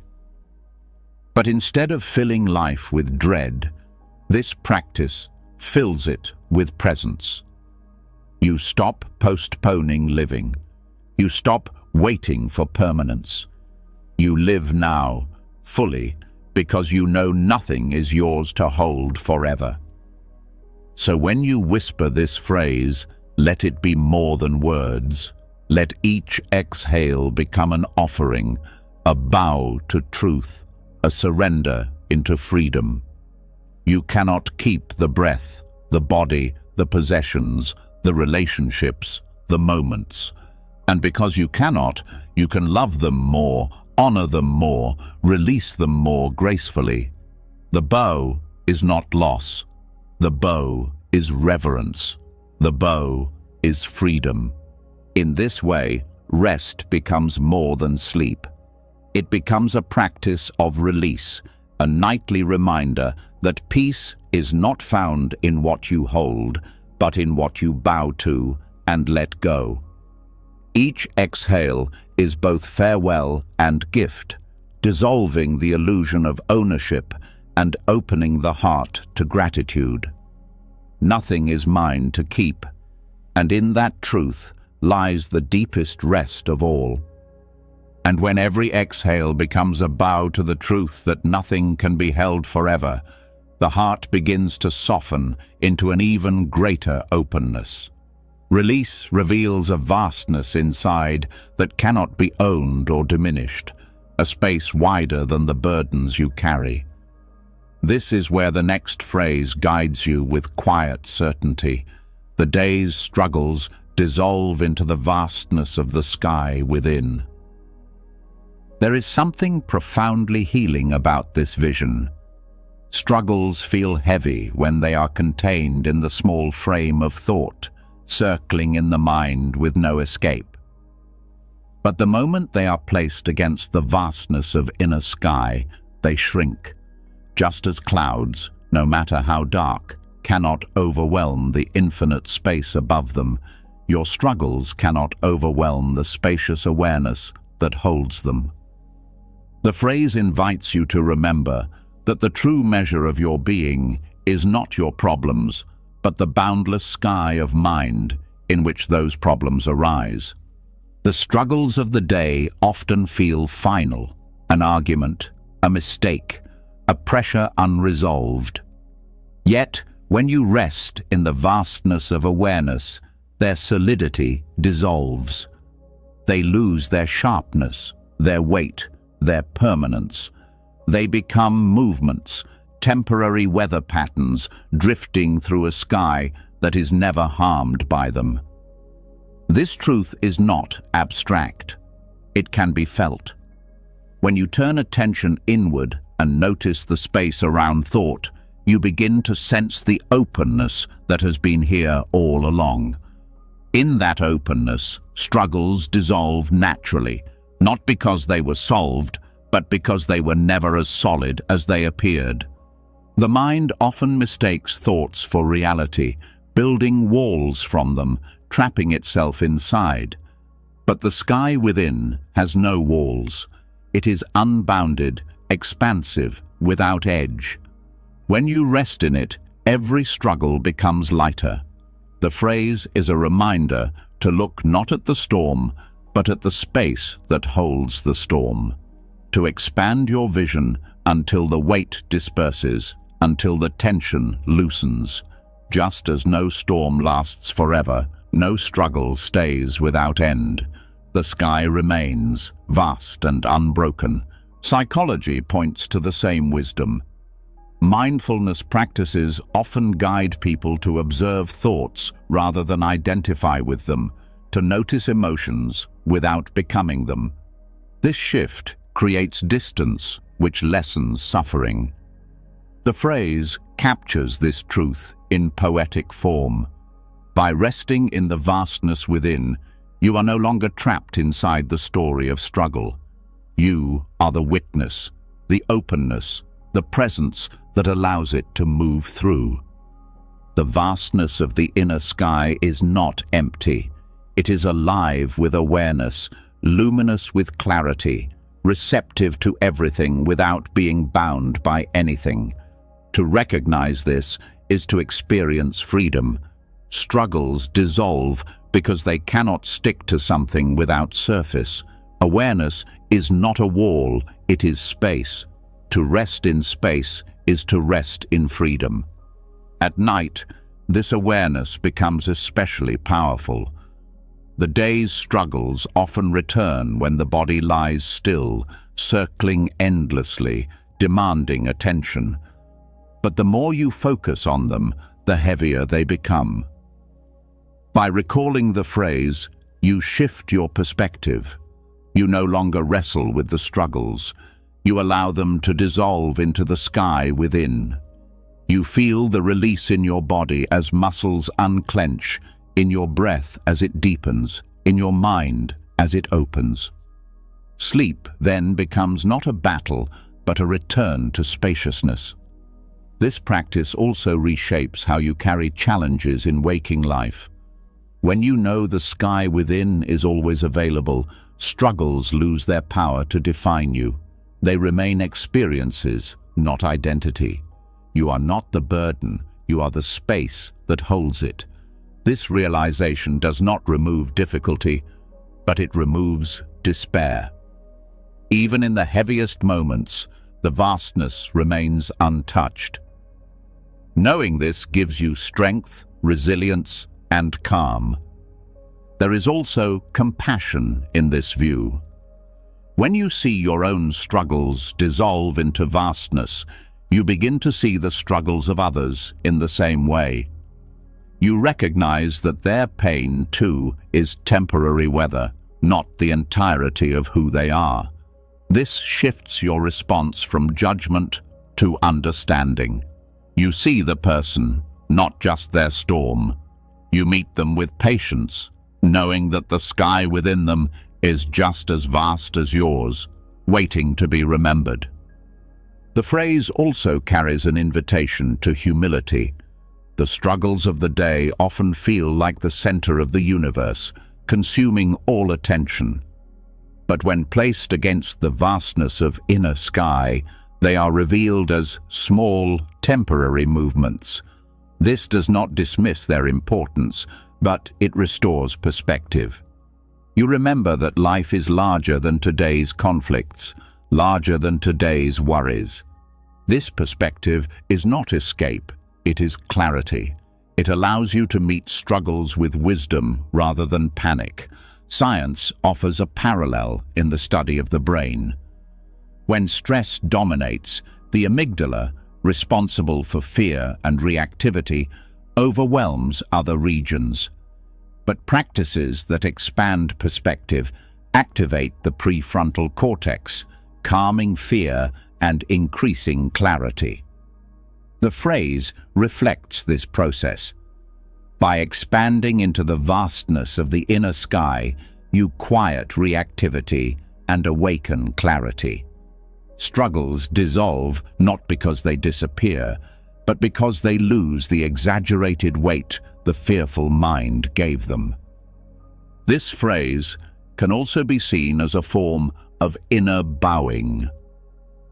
To acknowledge the vastness is to acknowledge that you are not only your thoughts, not only your struggles.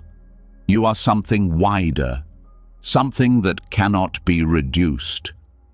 To repeat these words is to bow to your own infinite nature, to honor the space that holds everything without being diminished. This reverence itself dissolves struggle, because struggle thrives only when you forget your vastness. Dreams, too, are shaped by this practice. When struggles dissolve into vastness, they do not follow you into the night with the same intensity. The dreaming mind reflects the spaciousness you carry. Nightmares soften, rest deepens, and sleep becomes a continuation of practice. The sky within is not only a metaphor, it is an actual condition of mind that shapes your nights as much as your days. Over time, this practice builds a new habit. Instead of collapsing under struggles, you learn to expand around them. Instead of shrinking into fear, you remember space. Each night strengthens this habit. Each repetition of the phrase plants it deeper. Eventually, even in waking moments of stress, you recall, the sky within remains vast, The struggle is only passing cloud. And so the phrase is not only a comfort for the night, but a way of living. To let struggles dissolve into vastness is to walk with more ease, more patience, more resilience. It is to live as the sky rather than as the storm. At night, this truth carries you into rest. By day, it carries you into freedom. So tonight, let the struggles of the day dissolve. Let them fade into the sky within, vast and unbroken. Do not shrink into the storm. Remember the sky. In that remembrance, rest will come, not because the world is solved, but because you have returned to the boundless space that has always been your true home. And when the weight of the day dissolves into the wide sky within, what remains is clarity, a spaciousness that feels unshaken by the passing storms.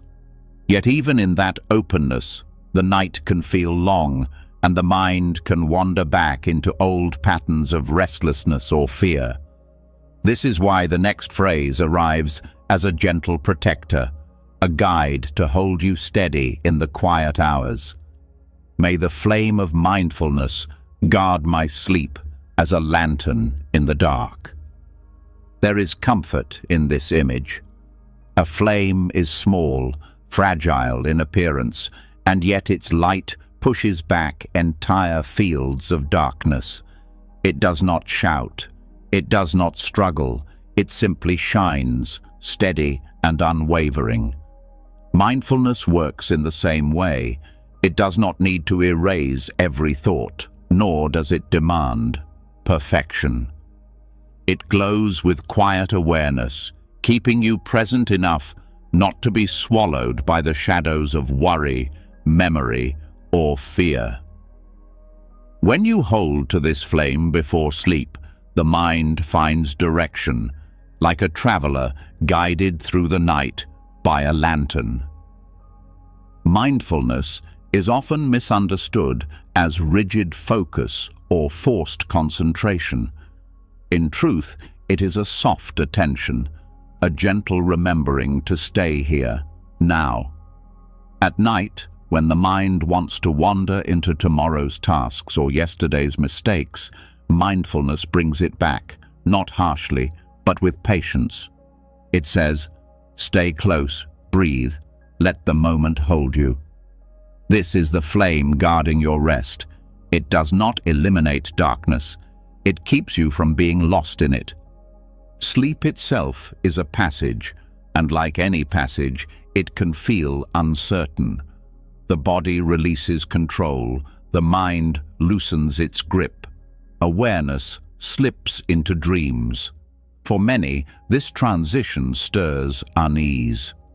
But mindfulness is the lantern that lights the way. It reminds you that surrender is safe, that the night is not an enemy, that even in unknowing, there can be calm. Repeating this phrase is a way of placing that lantern beside you, trusting its light to guide you through the threshold of rest. The flame also speaks to continuity. Each night may feel separate, but life itself is one continuous flow. The mindfulness you practice during the day carries into the night. If you meet conversations, tasks, and challenges with presence, that same presence follows you into sleep.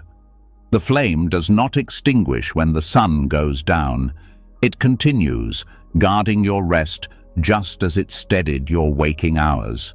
In this way, the phrase is not only a prayer for the night, but a reminder of the day's practice made whole. Science offers its own reflection of this truth. Studies on mindfulness meditation show its impact on sleep quality, reducing rumination and calming overactive brain patterns. By grounding the mind in present awareness, mindfulness interrupts the cycles that keep people awake. The metaphor of the flame is not only poetic, but practical. Presence reduces anxiety, slows the nervous system, and prepares the body to release into deeper rest. To bow to this truth each night is to align with what both tradition and science affirm. There is also symbolism in the lantern itself. A lantern does not flood the entire path with light.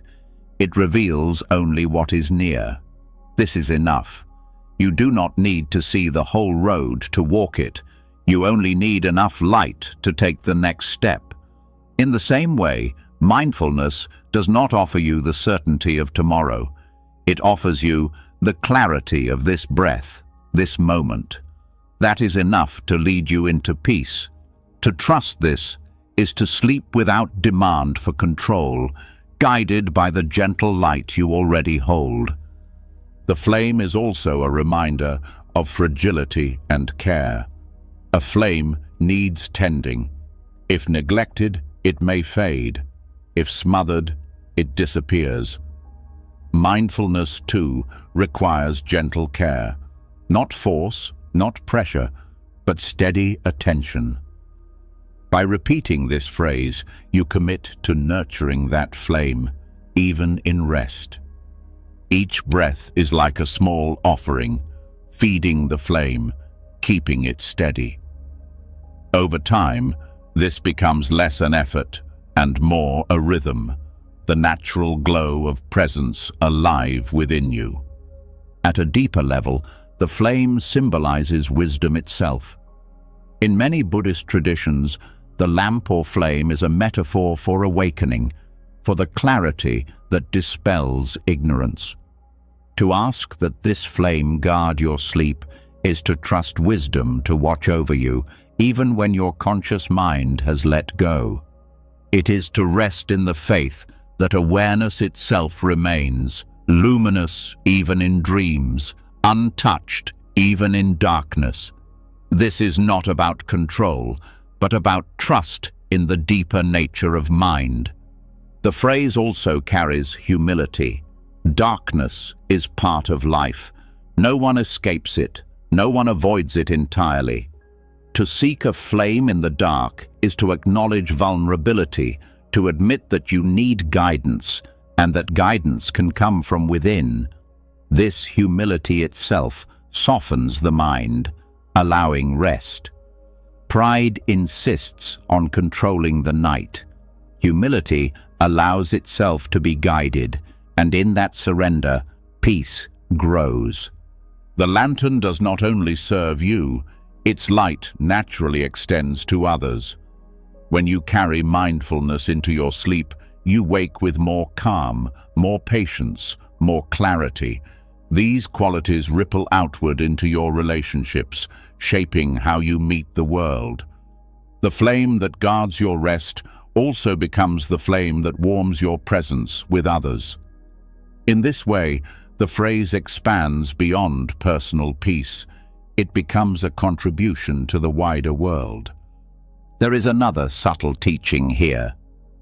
Darkness itself is not evil, only misunderstood. The night, like the mind, holds both silence and fear, both peace and shadows. The flame does not banish the dark. It transforms your relationship to it. With the lantern of mindfulness, the dark becomes less threatening, more spacious, even comforting. You learn that peace does not come from eliminating darkness, but from walking through it with light. In practice, this phrase can guide a simple meditation before bed. You close your eyes, breathe softly, and repeat the words. With each exhale, you picture the flame, steady and warm. You let it guard the boundary between waking and sleep. When thoughts arise, you see them as shadows briefly touched by the light, then passing. You rest in trust that the flame is enough, that presence itself is the guard you need. Sleep then becomes less about escaping and more about entering with guidance. Over time, this nightly practice reshapes your experience of rest. Anxiety loosens its hold, nightmares lose their grip.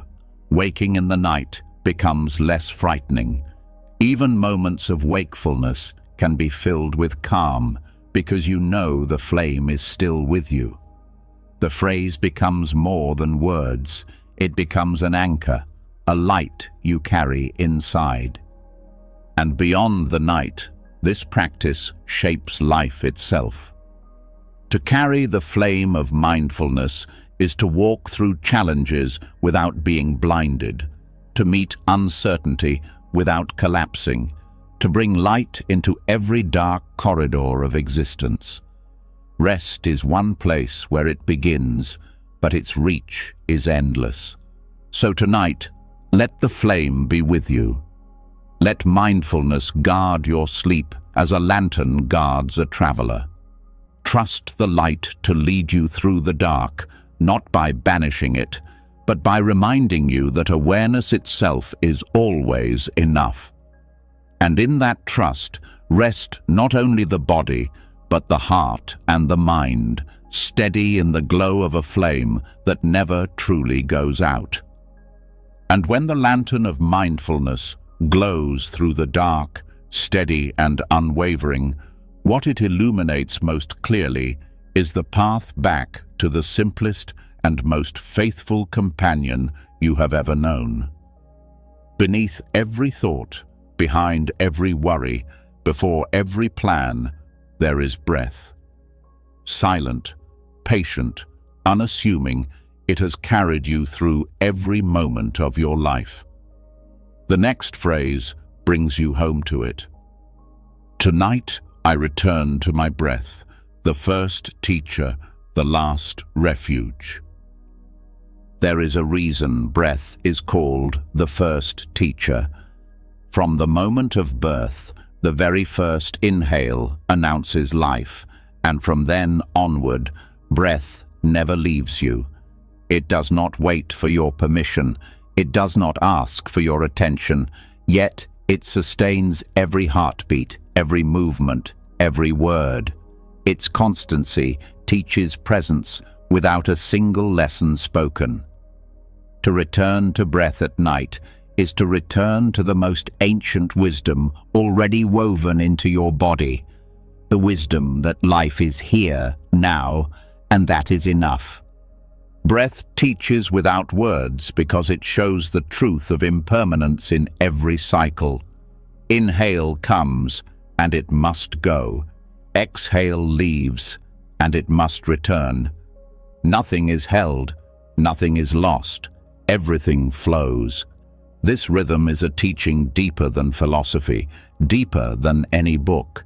It reveals that life is a balance between receiving and letting go, and that both are necessary. To resist either is to suffer.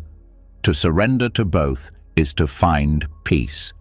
When called the last refuge, breath becomes something more than biology. It is the one anchor you cannot lose until the final moment of life. No matter how chaotic the mind, no matter how shaken the heart, you can always return to the breath. Its presence cuts through noise, steadies fear, softens tension. When all else feels uncertain, when plans collapse, when nothing seems to hold, the breath remains. To return to it is to return to safety, not because it changes circumstances, but because it roots you in the only place where peace is ever possible, the present. At night, this return has special meaning. The day may have scattered your attention, pulled you in 100 directions, drained you with decisions and demands. Returning to breath is returning home. With each inhale, you reconnect with life itself. With each exhale, you release what no longer needs to be carried. Breath becomes the thread that gathers the pieces of you back together, weaving them into wholeness again. Science affirms what ancient traditions already knew. Conscious breathing activates the parasympathetic nervous system, calming the body, lowering blood pressure, releasing tension stored in muscles. Slow exhalations signal safety to the brain, reducing the stress hormones that keep you restless. Breath is not only spiritual refuge, but physiological refuge, a bridge between body and mind that restores balance when both feel unsettled. To return to it before sleep is to engage the body's natural capacity for peace. Breath is also the great equalizer. No matter your history, your achievements, your status, or your struggles, breath belongs to all equally. Kings and beggars, children and elders, all rely on the same rhythm. When you return to it, you step into a truth beyond identity, beyond separation.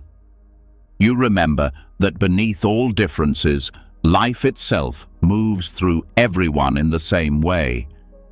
This remembrance softens isolation, dissolves loneliness, and opens the heart to connection.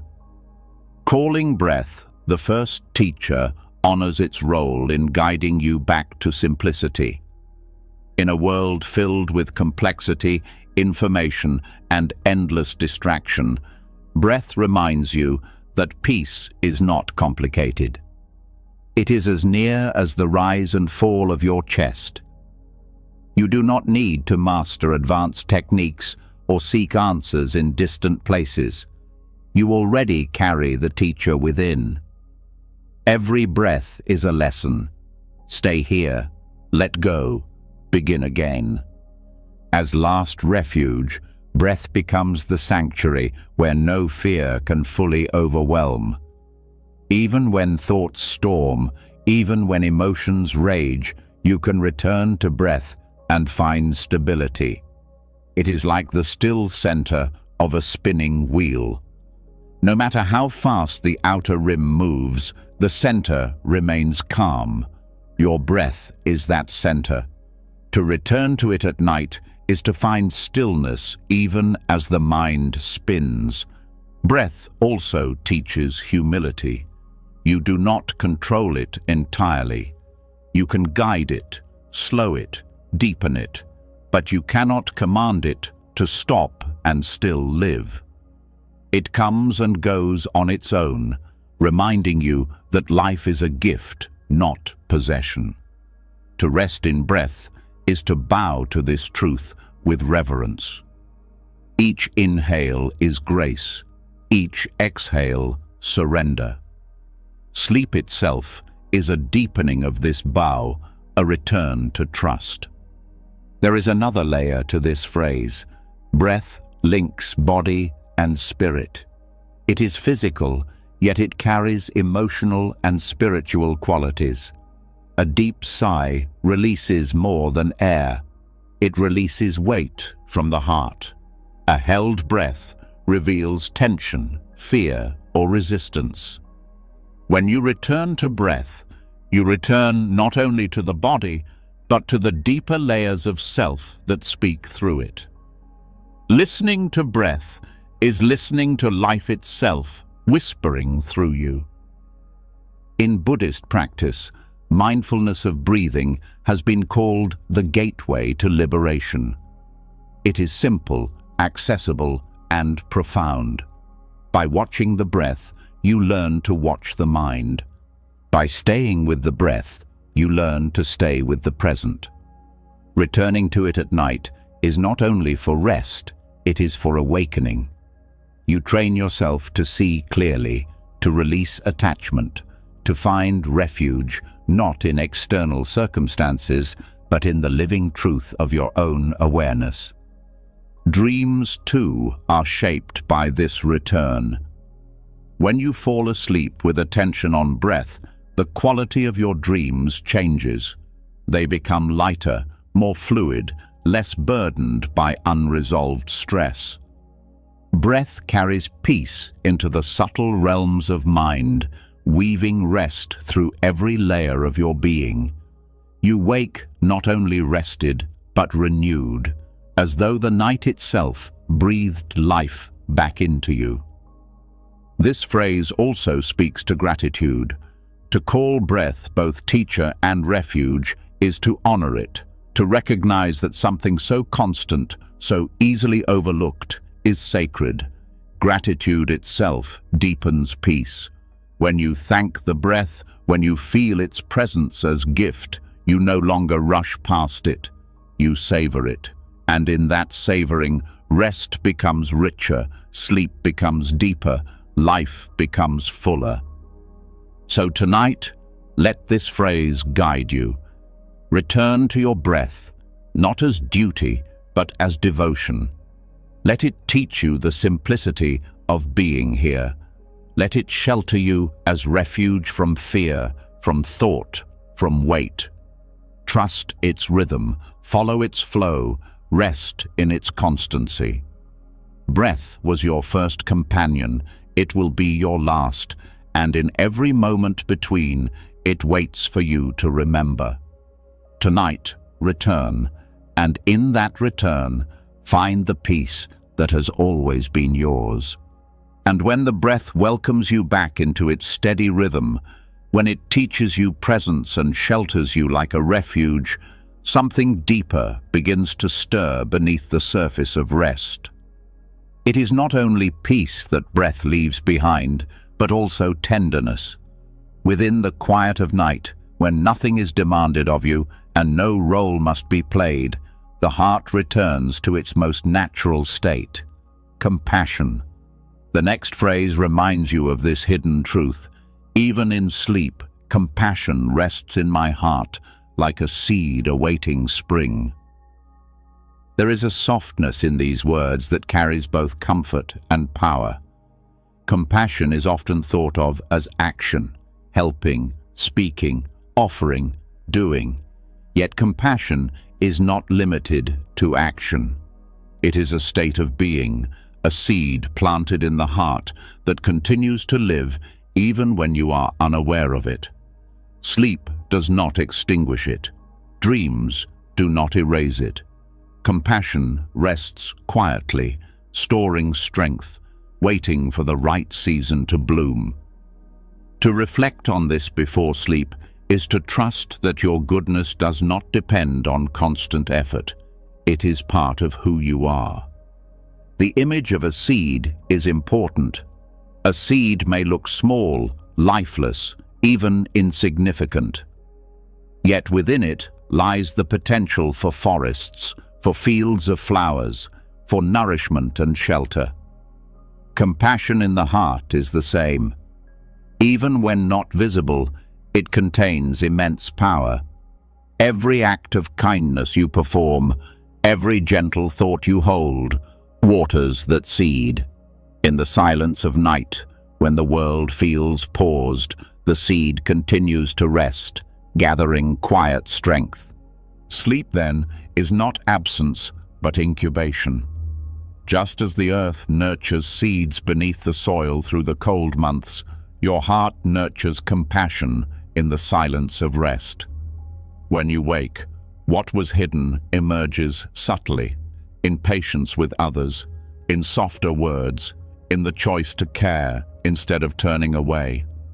To repeat this phrase is to recognize that even in your stillness, life continues to grow within you. This teaching reshapes how you see yourself. Many believe they are only good when they are doing, only valuable when producing. But this phrase affirms that compassion is not performance. It is essence. You do not need to prove it or display it constantly. It is alive in you, even in sleep, quietly present, awaiting its moment. This awareness softens self-judgment, especially at night, when regrets often surface. You may not have been perfect today, but the seed of compassion remains intact, ready to grow again. There is also trust in this phrase. A seed cannot be forced open. It unfolds in its own time, guided by conditions, by warmth, by rain. Compassion too unfolds in its own time. You may not always feel overflowing with kindness. You may struggle with anger or fatigue, but that does not mean compassion has left you. It rests, it waits, it gathers. The heart knows its own seasons. To trust this is to release the pressure of always being perfect and instead to honor the natural rhythm of growth. Psychology echoes this wisdom. Studies show that compassion is not only an emotion, but also a trait, a quality that grows with practice and remains even when not consciously expressed. It becomes part of your baseline, influencing behavior subtly, shaping decisions quietly. Like a seed, it may not always be visible, but it is always alive. Sleep allows it to integrate, to settle deeper into the fabric of who you are. Compassion as a seed also reveals resilience. Seeds can endure long winters, harsh conditions, even years of dormancy, and still bloom when the season is right. Compassion in your heart is the same. Even after hardship, even after bitterness, the seed remains. It may seem hidden, but it is never gone. To rest with this phrase is to remember that no pain can fully erase your capacity for care. It may rest quietly, but it waits, ready to return. This truth also extends beyond the personal. Just as a single seed can grow into a tree that offers shade, fruit, and oxygen, compassion within you benefits not only yourself, but everyone you touch. Even when you are asleep, the seed is gathering energy that will one day extend outward. Your words, your actions, your presence tomorrow will carry the influence of what rested tonight. In this way, sleep becomes not selfish, but generous, because it nourishes the seed that serves others as much as yourself. The phrase also speaks to hope. Seeds carry the promise of spring, no matter how long the winter. Compassion carries the promise of renewal, no matter how dark life feels. Even when the world seems harsh, even when cruelty seems louder, compassion remains alive within human hearts, waiting for the right conditions to bloom. To remember this before sleep is to remember that hope is not naive, it is natural. Life moves toward growth, and compassion is the deepest expression of that movement. In spiritual traditions, compassion is seen as the highest quality of the heart, the foundation of awakening. To know that it rests in you, even as you sleep, is to know that you are always connected to the deepest truth of life. You do not lose your path in the hours of rest. You continue to walk it in silence. The seed of compassion links you to the flow of life itself, reminding you that you are never separate, never without the potential for goodness. This phrase can also be lived as practice. As you lie down, place attention on the heart. Feel each breath as if it were watering the seed within. With each inhale, warmth gathers. With each exhale, the soil softens. You do not need to force compassion to grow. You only need to create the conditions for it to rest safely. This gentle attention is enough to ensure that when the time comes, the seed will sprout with strength. Over time, this nightly reflection transforms the way you wake. Instead of rising burdened by yesterday's struggles, you rise nourished by the quiet growth of compassion. The patience, understanding, and gentleness you extend in your day flow from the seed that rested in the night. You begin to see that compassion is not something you must constantly manufacture. It is something you allow, something that already lives within you.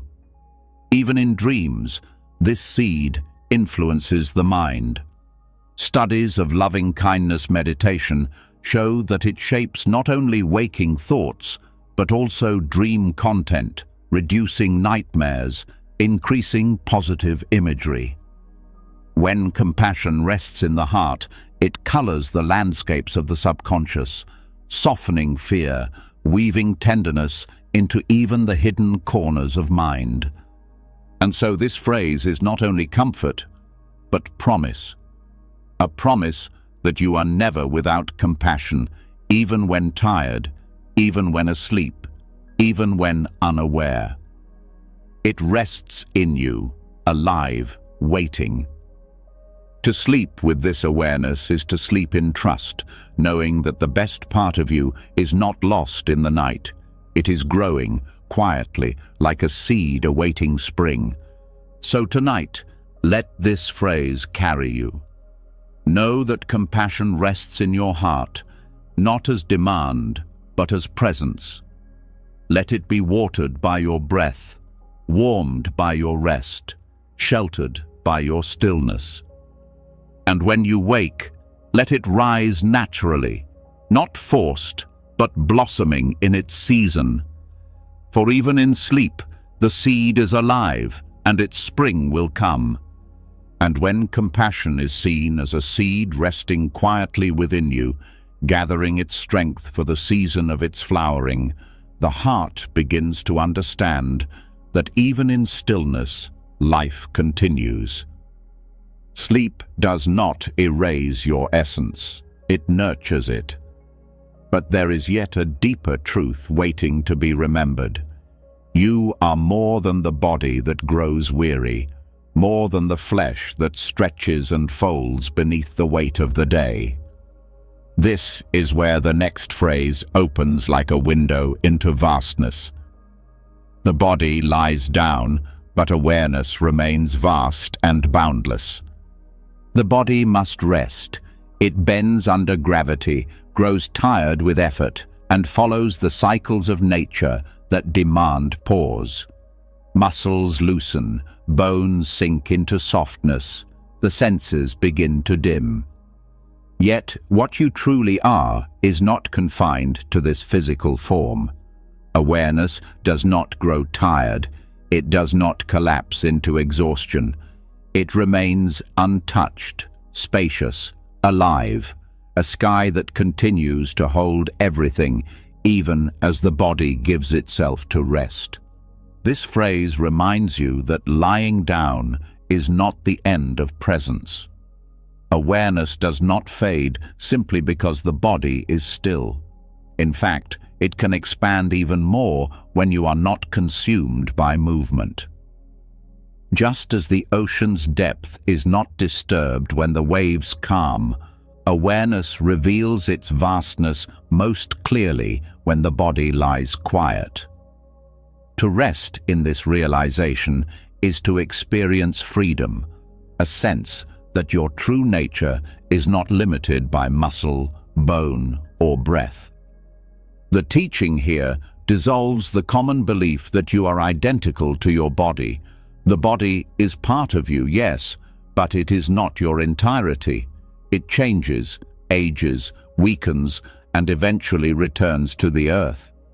Yet awareness, the capacity to know, to perceive, to be, remains boundless, not measured by years or confined by skin. To repeat this phrase at night is to step into that boundless space, to loosen the fear of loss, and to discover peace in what cannot be diminished. Modern science points toward this truth in subtle ways. Neuroscience shows that consciousness continues even in altered states. During dreams, deep meditation, or near-death experiences, awareness remains active beyond ordinary bodily limits.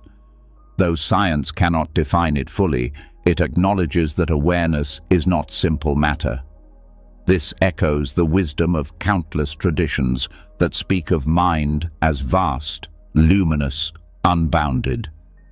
To rest in this perspective, before sleep, is to taste a freedom beyond physical limitation.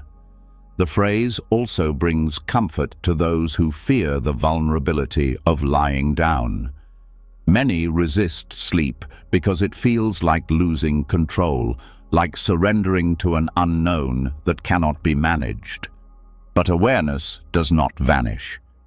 Even in the deepest stages of sleep, awareness continues as the silent ground of being.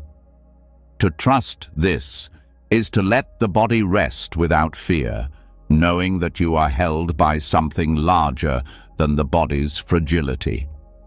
There is humility in acknowledging the limits of the body and, at the same time, empowerment in recognizing the boundlessness of awareness. The body will always grow tired, but awareness does not exhaust. The body can be confined by space, but awareness is not bound by walls or distance. The body may weaken with age, but awareness remains luminous, unmeasured.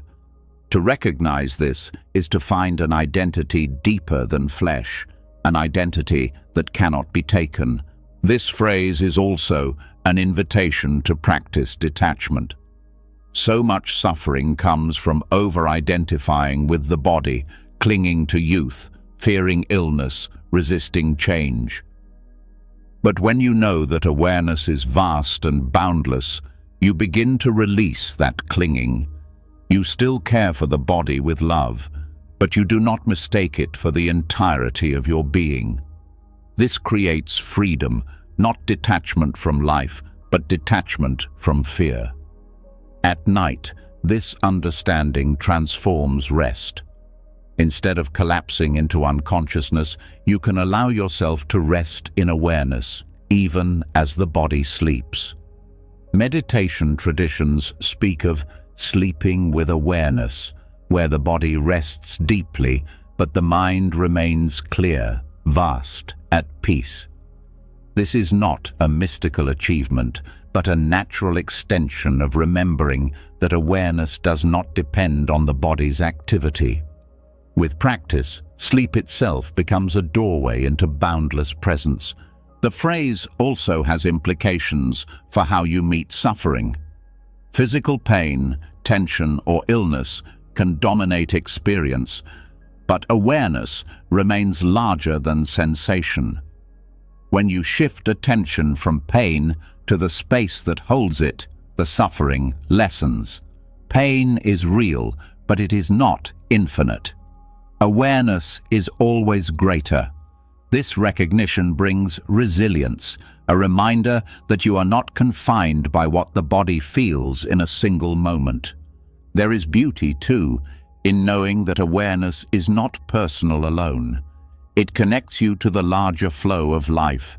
Just as the sky above holds every bird, cloud, and star, awareness holds every experience within and around you. To rest in it is to feel connected, not isolated.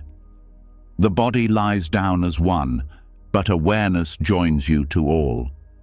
This dissolves loneliness, reminding you that the vastness you touch at night is the same vastness in every living being. This phrase can also serve as a meditation. As you prepare for sleep, notice the body resting, its weight sinking into the bed.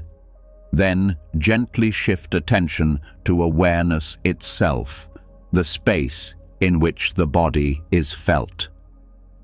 Notice that this space has no boundary, no edge, no limit. Rest in that boundlessness, trusting it to hold you as the body surrenders to rest. The more you return to this, the less fear grips you, and the more peace deepens. Over time, practicing with this phrase reshapes identity. Instead of defining yourself only by body or mind, you begin to sense yourself as awareness itself, vast and unbound. This shifts how you meet challenges, aging, even death. The body may falter, but the essence of awareness remains. To live with this perspective is to live with freedom, and to rest with it at night is to sleep with peace. So tonight, let this phrase guide you. The body lies down, but awareness remains vast and boundless. Trust the body to rest and let awareness open. Feel the spaciousness that is already here, larger than fear, larger than struggle, larger than the limits of flesh. Rest not only in sleep, but in boundless presence, where the true self remains untouched, luminous, and free. And when the body lies down, while awareness remains vast and without boundary, a new kind of clarity begins to show itself. In that openness, worries no longer feel as solid as before. They begin to move differently, lighter, less permanent. This is where the next phrase offers its gentle truth. As clouds drift across the moon, so do my worries across the mind. There is relief in this teaching, for it reminds you that worries are not fixed objects, but passing movements. A cloud can cover the moon for a while, but it never touches the moon itself. The moon remains unchanged, shining steadily behind every veil. In the same way, worries may pass through awareness, casting shadows for a time, but they do not alter your true nature. Your clarity, like the moon, continues to glow. The practice is not to fight the clouds, but to see them for what they are, temporary visitors. Worries often feel endless because the mind grasps at them, holding them in place. When you replay an argument, anticipate a problem, or cling to regret, you turn drifting clouds into immovable walls. Yet no worry is permanent by itself. The nature of thought is movement. It only becomes heavy when you hold it tightly. To repeat this phrase is to remind yourself of that truth, to loosen the grip and let thoughts flow as they were always meant to. The moon in this image is not only a symbol of clarity, but of steadiness. Across cultures, the moon has been seen as a guide in darkness, a source of calm light. Its surface may look marked, its glow may be hidden, but it never disappears. Worries cannot erase it. Your awareness is the same. Even when obscured by fear, the core of your mind remains luminous, waiting for the clouds to pass. To trust this is to live with less fear of thought itself. Psychology explains this process in modern terms. Cognitive science shows that thoughts are transient mental events, lasting only seconds unless they are reinforced by attention. Worries survive by repetition. If you allow them to drift, they dissolve. This aligns perfectly with the metaphor of clouds. You do not need to destroy them. You only need to stop chasing them. With patience, they move on their own. There is a lesson here in patience. Clouds never hurry. They move in their own time, shaped by winds you cannot see. Worries, too, fade when conditions change, often beyond your control. You cannot command the sky to clear, but you can trust that it will. Similarly, you cannot always erase worry instantly, but you can rest in the faith that it will not last. This trust brings calm, even when the sky of mind feels crowded. The phrase also calls for gentleness toward yourself. Many people judge themselves harshly for worrying, believing they should have perfect calm. But clouds in the sky are natural, and so are worries in the mind. To see them as drifting clouds is to remove judgment, to recognize that worry is simply part of the weather of being human. This compassion toward yourself allows the clouds to move without resistance, instead of being locked in place by self-criticism. Nighttime is often when worries gather most, circling in the stillness. The day's distractions are gone, leaving the mind exposed. This phrase becomes especially powerful then. By repeating it, you give yourself a new perspective. Instead of drowning in thoughts, you picture them drifting. Instead of fearing their weight, you rest in the light behind them. Slowly, the grip loosens, the body relaxes, and rest becomes possible. The moon also symbolizes continuity. Even when hidden, it remains whole. In the same way, your true self is not broken by worry. To know this is to feel stronger than the storms of thought. Worries may alter how things look for a time, but they cannot damage what is real. The moon shines whether or not you see it. Awareness endures whether or not you feel it. This recognition dissolves fear of the mind's movements. The phrase encourages a shift from control to observation. You cannot control clouds, and you cannot control every thought. But you can observe both, letting them pass without interference. Observation brings freedom, because it breaks the illusion that you must manage everything. When you rest as the moon, you no longer panic at clouds. You let them drift, knowing they are temporary by nature. This teaching also reveals the importance of perspective. If you stand close to a cloud, it seems overwhelming. From a plane above, it looks small, even delicate. Worries feel crushing when you are inside them, but from the vantage point of awareness, they are light and passing. This phrase invites you to take that higher view, to step back into the vastness within and watch the movement without fear. Science supports this shift of perspective too. Practices like mindfulness-based stress reduction train the brain to observe thoughts rather than fuse with them. Brain scans show reduced activity in regions linked to rumination when people learn to let thoughts pass. The ancient metaphor of clouds reflects the same truth. The mind can learn to watch without clinging, and in that watching, suffering eases. There is also beauty in the metaphor itself. Clouds can be dark, but they are also shaped by light, turning pink at sunset, glowing silver at night.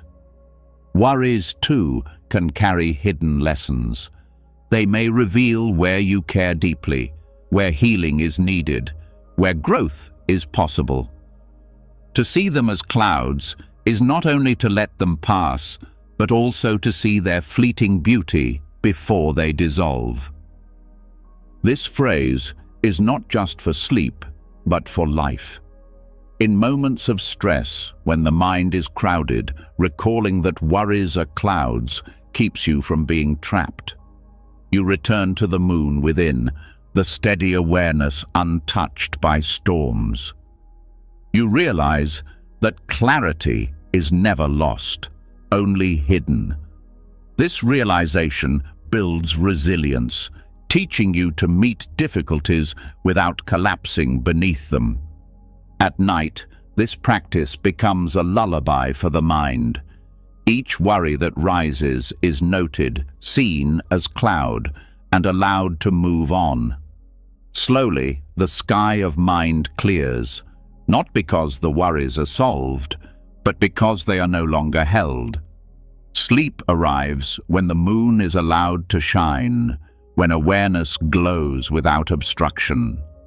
So tonight, let this phrase guide you. Let worries drift like clouds, soft and passing. Let the moon of your awareness shine steady, unbroken. Rest not in fear of thought, but in the truth that nothing can obscure your light for long. Clouds move, worries pass, and what remains is clarity, waiting for you to see it again. And when worries are seen as clouds drifting across the steady glow of the moon, the mind learns that peace is not found in resistance, but in letting things move as they will. This prepares the heart for an even deeper lesson, one that carries you further into the quiet of night. The night does not ask for effort, only surrender. These words carry a truth often forgotten. The day demands effort. It asks you to work, to plan, to respond, to achieve. Every hour is filled with tasks and choices that require your energy. But the night is different. It does not demand more doing.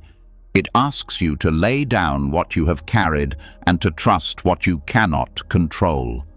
Sleep is not earned by force. It comes when you release.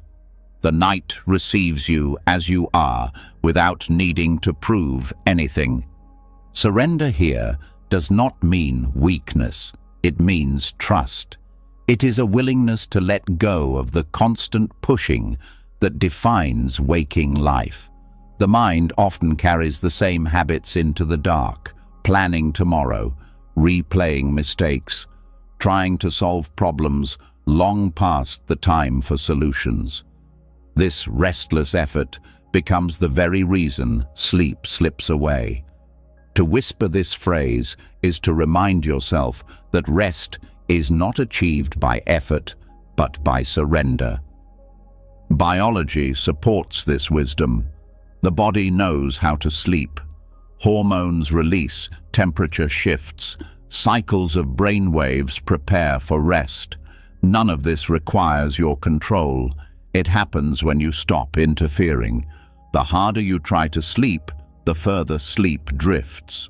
The night needs no struggle, only space to unfold. Surrender is alignment with what the body already knows. This phrase also softens the illusion that rest must be earned. Many carry guilt into bed, believing they have not done enough, have not achieved enough, do not deserve ease. But the night does not judge. It offers itself freely. Surrender is not permission from the outside. It is a gift you give yourself. To rest is not selfish. It is natural, necessary, part of the rhythm of life. Surrender also reveals itself in the way nature rests. Trees do not force their leaves to fall. The season carries them. Rivers do not strain to reach the ocean. Gravity guides them. In the same way, the night carries you if you allow it. Effort resists. Surrender flows. To align with this flow is to rediscover peace that effort alone can never bring. At a deeper level, this surrender touches the heart of spiritual practice.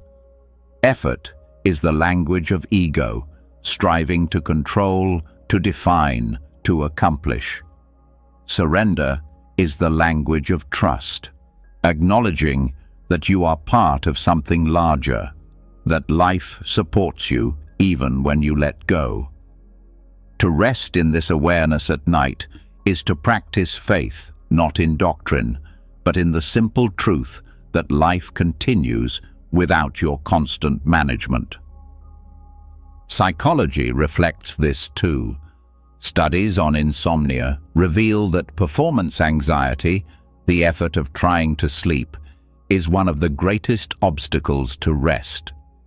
Therapies that teach acceptance rather than effort restore sleep by shifting focus from control to surrender.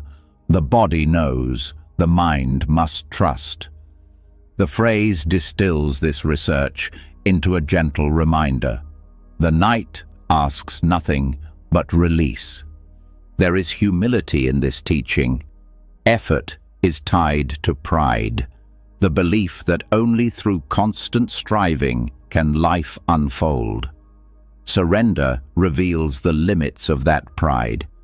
You cannot will your heart to beat, your cells to heal, your brain to restore itself.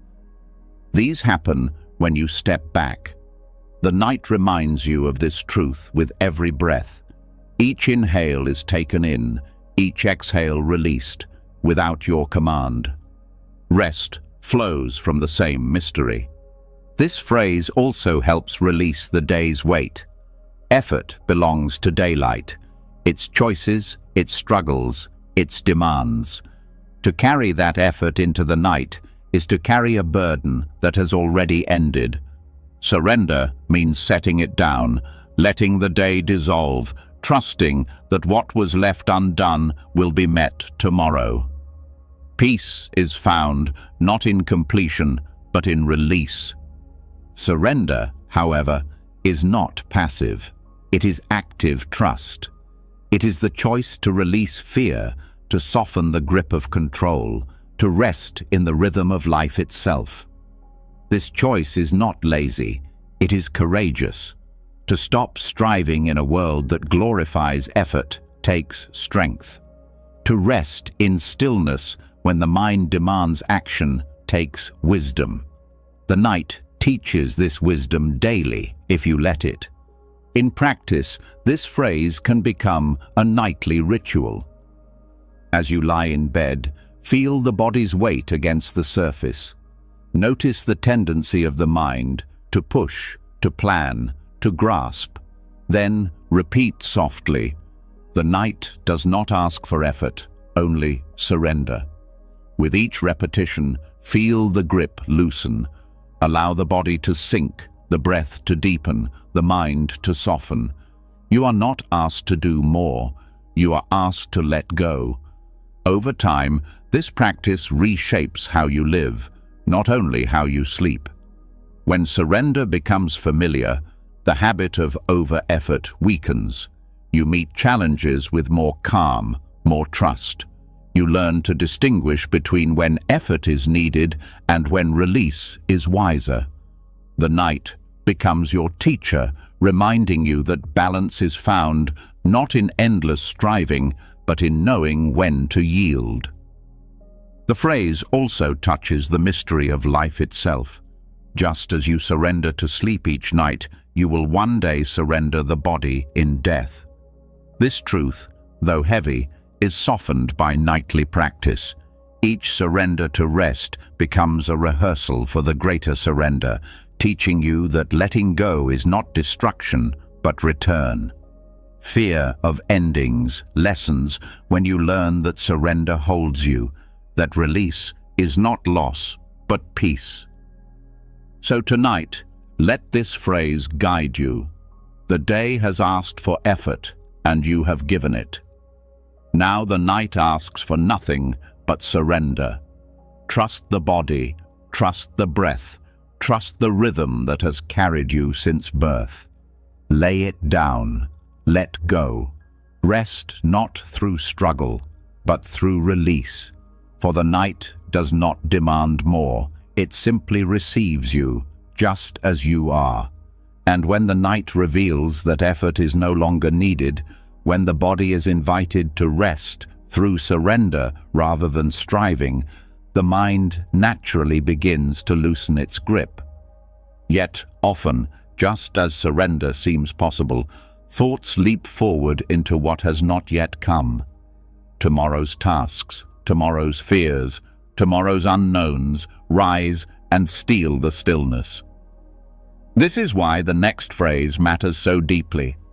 I let go of tomorrow's unknowns, for the present night is complete.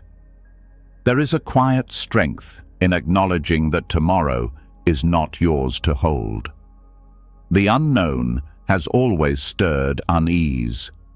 The mind wants certainty, but certainty is not given. Plans may shift.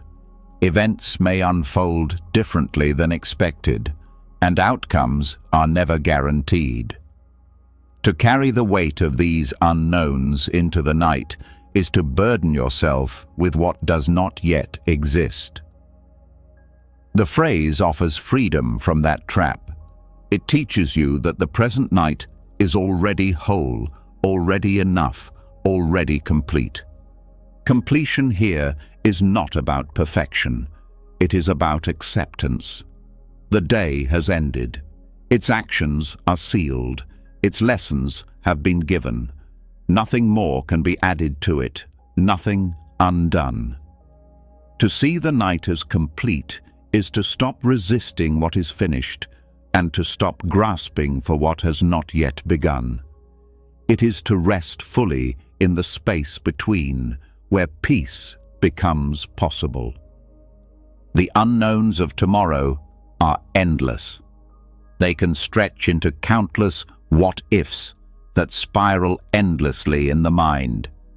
Yet most of them will never come to pass. Studies show that the vast majority of worries imagined never happen, yet the stress they generate is real, robbing the body of rest and the mind of clarity. To let go of tomorrow's unknowns is not denial, it is wisdom. It is choosing not to live in a future that has not arrived while neglecting the peace available in the present night. This phrase also softens the illusion that peace depends on solving every problem. The mind believes rest is only possible once everything is planned, controlled, and resolved. But life has never worked this way.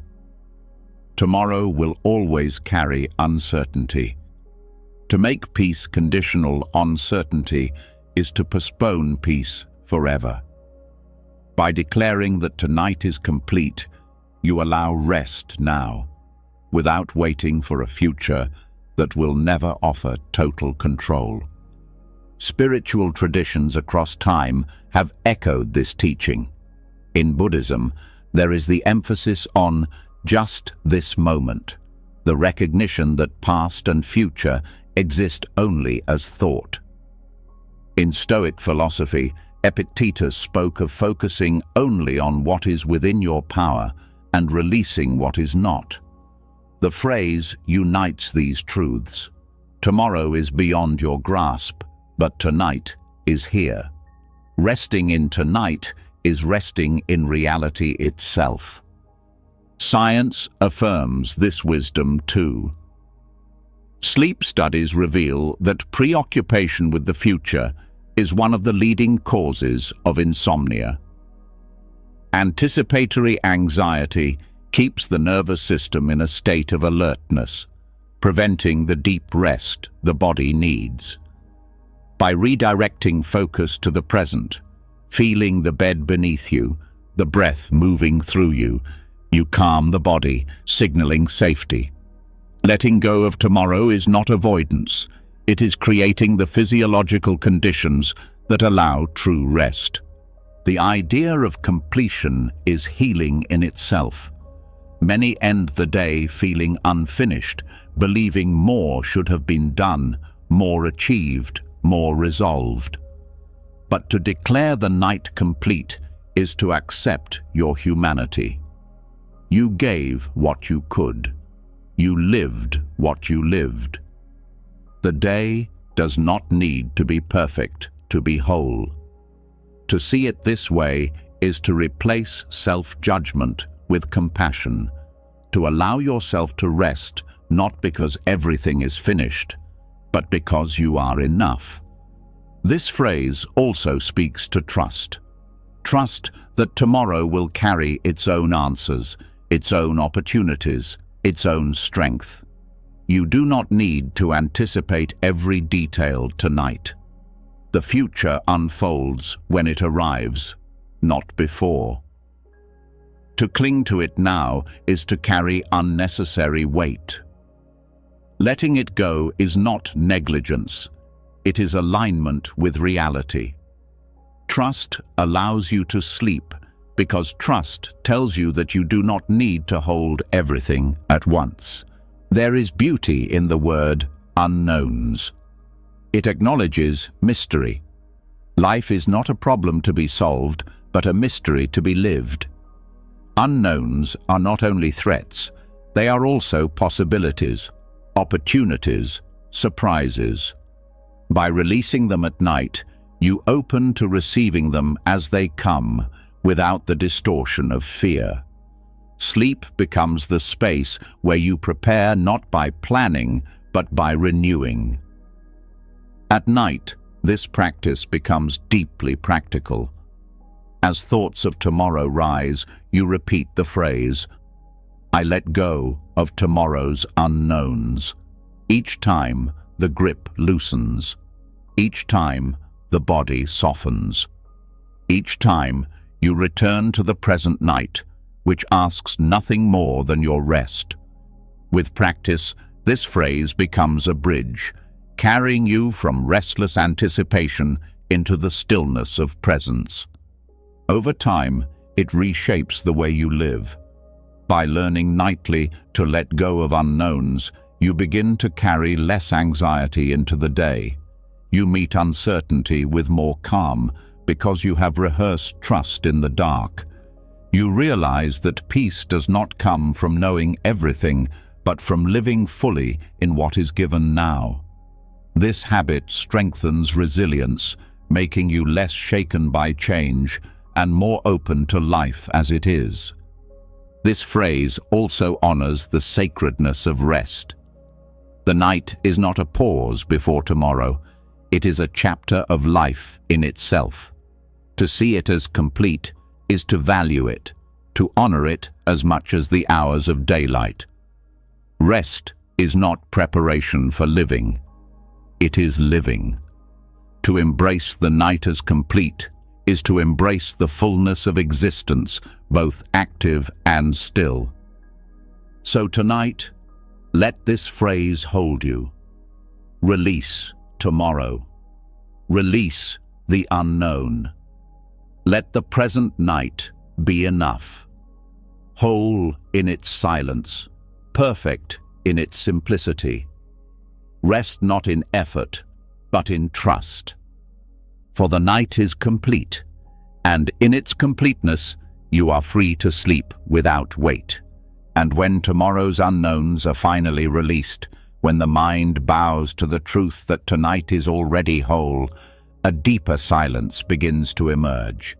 In that silence, something more ancient and steady rises, a voice without sound, a truth that has guided countless seekers through the ages.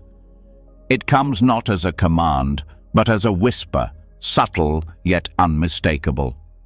The Dharma whispers softly, all is changing, and in change there is rest. This phrase carries a paradox that holds the essence of peace.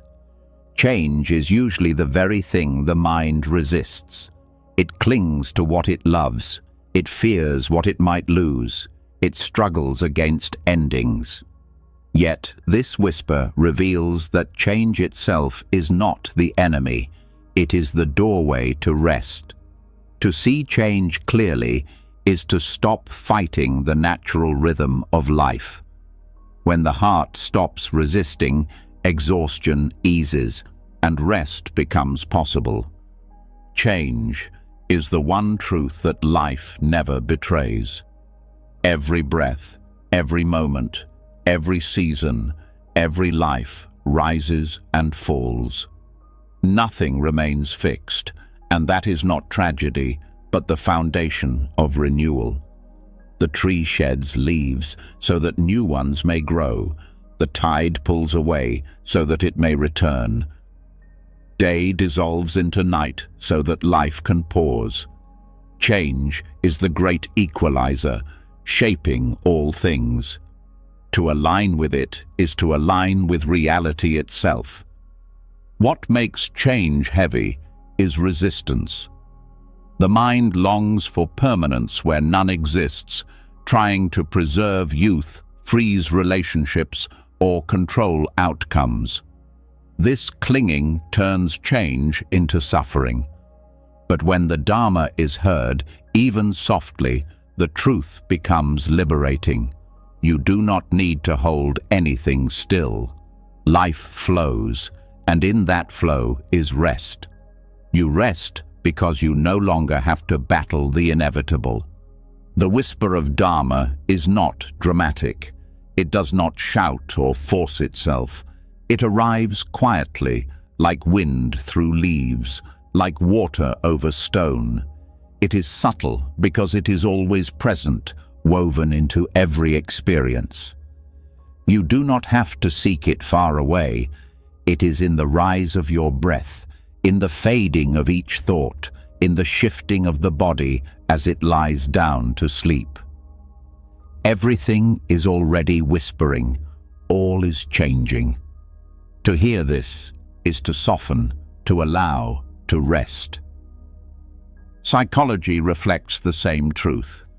Research shows that one of the greatest sources of stress is intolerance of uncertainty, the refusal to accept change. But those who cultivate acceptance, who allow for shifting circumstances, experience greater resilience and lower anxiety. To resist change is to exhaust yourself. To accept it is to recover strength. Rest, then, is not found in controlling life, but in yielding to its flow. The Dharma also teaches that change is not random. It follows patterns, rhythms, causes, and conditions. When something fades, it makes room for something else. When one chapter closes, another begins. This understanding transforms fear into perspective. Endings are not void, they are transitions. Even in pain, change carries the seed of renewal. To rest in this view is to stop fearing every shift, to start trusting the wider rhythm of existence. At night, this phrase becomes especially powerful. The mind often clings to the day, replaying moments, trying to hold on or rewrite what has already passed. But the day is already gone. It has changed into memory. To hear the Dharma whisper is to let it dissolve. Likewise, the future is not yet formed. It, too, will change before it arrives. Rest comes when you no longer hold past or future tightly, but let both flow, knowing that change is carrying them already. There is humility in this practice. Change reminds you that you are not the center of the universe, that life is larger than your will. And yet, there is comfort too. You are carried by the same currents that carry stars and oceans. The weight you feel is not yours to hold alone. To recognize this is to release the illusion of control, to surrender into the larger pattern. That surrender is the heart of rest. The Dharma's whisper also points to impermanence, not as loss, but as tenderness. Because everything changes, everything matters. Every smile, every touch, every breath is precious because it cannot last. To resist this truth is to live in fear. To embrace it is to live in gratitude. At night, when you recall this, the day softens. Its imperfections matter less. Its moments shine brighter. Rest arrives when gratitude replaces clinging. This phrase can be lived as a meditation. As you lie in bed, notice the flow of breath, changing with each cycle. Notice thoughts rising and fading. Notice sensations shifting in the body. Each moment is evidence of change. Whisper inwardly, all is changing, and in change there is rest. Let the body feel it. Let the mind release into it. Slowly, the need to resist loosens, and rest deepens naturally. Over time, this nightly practice reshapes the way you meet life. Change no longer feels like threat, but like truth.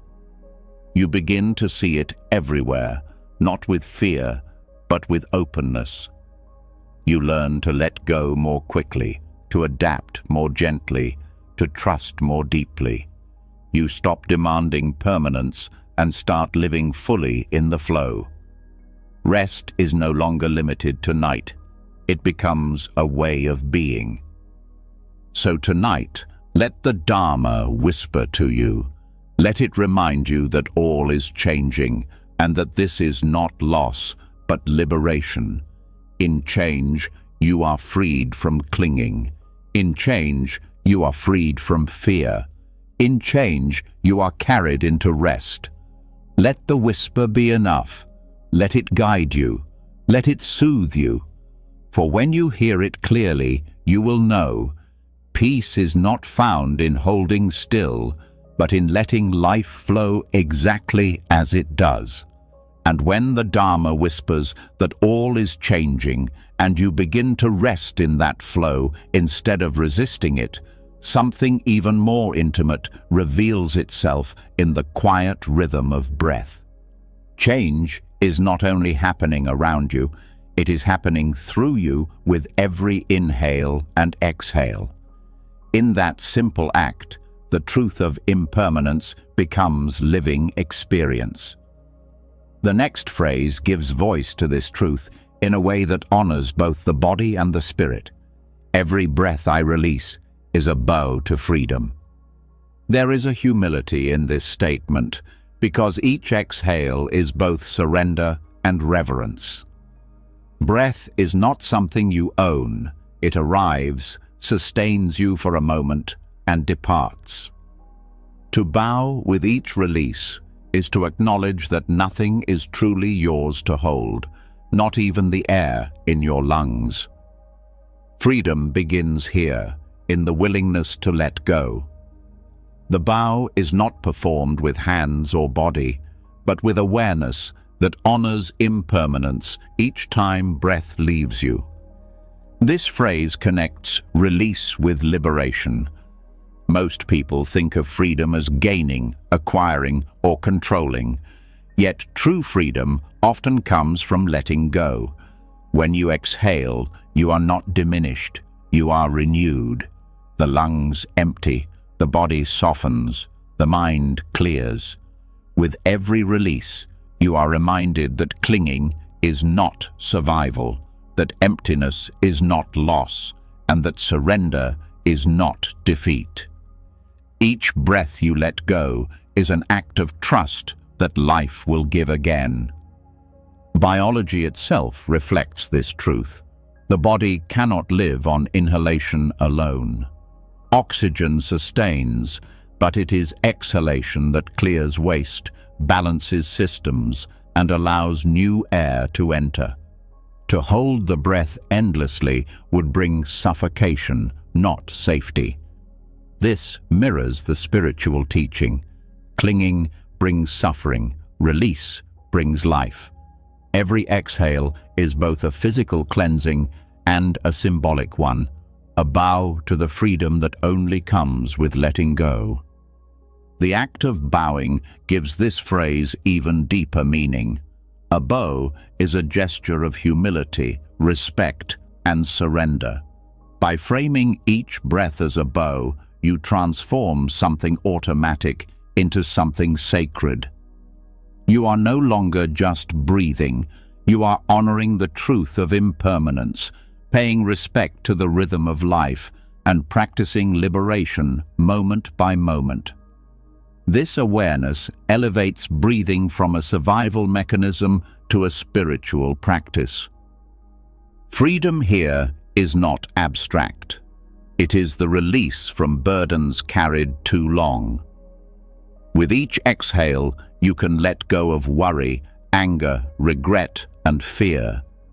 You do not need to solve them all at once. You only need to release them breath by breath, allowing them to dissolve little by little. The bow is not to an external deity, but to the freedom already present within you, the freedom that waits whenever you unclench the grip of holding. This practice also reshapes your relationship with control. So much energy is spent trying to control life, yet every breath proves that life is beyond your command. You do not control its arrival. You do not control its departure. Breath moves through you by grace. To bow with each release is to align with this truth, to recognize that freedom is not found in mastery, but in cooperation with what already is. In Buddhist tradition, bowing is often part of daily practice, not as submission, but as a way of dissolving ego. Each bow lowers the self, honors the moment, and opens the heart. When you frame every breath as such a bow, you are continually softening ego, continually honoring impermanence, continually aligning with freedom. It becomes less about ritual and more about living awareness, your body itself practicing liberation with every cycle. At night, this phrase becomes a balm for restlessness. Thoughts race, anxieties tighten, and the body feels tense. But when you focus on exhalation as a bow, tension eases. The mind shifts from holding to releasing. Sleep comes more naturally, not as a forced escape, but as the deep rest that follows surrender. Each exhale becomes a step closer to stillness, each bow a movement toward peace. Over time, this practice creates lasting transformation. Breathing with awareness of freedom trains the mind to meet life differently. You become less reactive, less clinging, less fearful. Situations that once felt overwhelming are met with more space because you have rehearsed letting go countless times. Freedom becomes not a future goal, but a present reality, practiced with every breath. This phrase also expands compassion. When you bow with each exhale, you not only release your own burdens, but also create space for others. Freedom is not only personal, it is shared. Your calm presence, your softened heart, your released tension ripple outward, easing the lives of those around you. In this way, your breathing becomes a gift. Science supports this subtle power. Studies on slow, mindful exhalation show its effect on heart rate, nervous system balance, and emotional regulation. It calms the fight or flight response, fosters clarity, and increases feelings of connection. The body itself affirms what the phrase teaches. Every breath released truly is a bow to freedom. There is also a reminder of mortality in this practice, and it is not grim, but grounding. One day, your final exhale will come, and it will be the last bow. To honor each breath now is to prepare for that moment with grace. When the time arrives, it will not feel foreign. It will feel like the final movement in a practice you have lived each day.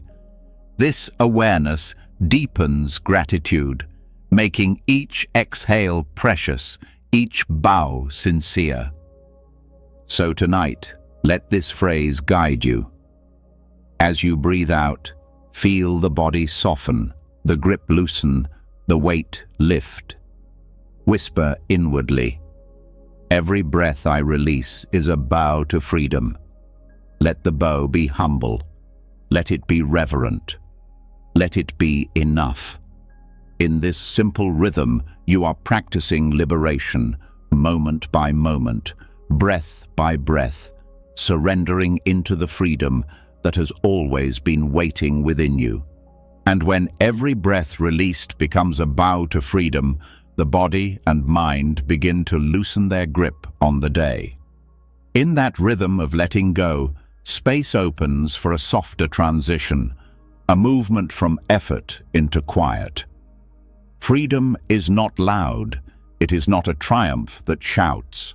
It is more like a sound that slowly disappears, leaving behind stillness so complete it feels sacred.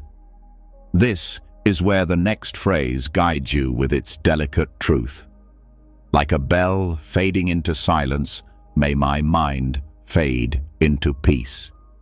There is something profoundly tender in this image. A bell does not stop suddenly. Its sound lingers, echoing outward, softening as it spreads, until silence embraces it fully. The mind is the same. Thoughts and worries rarely vanish instantly.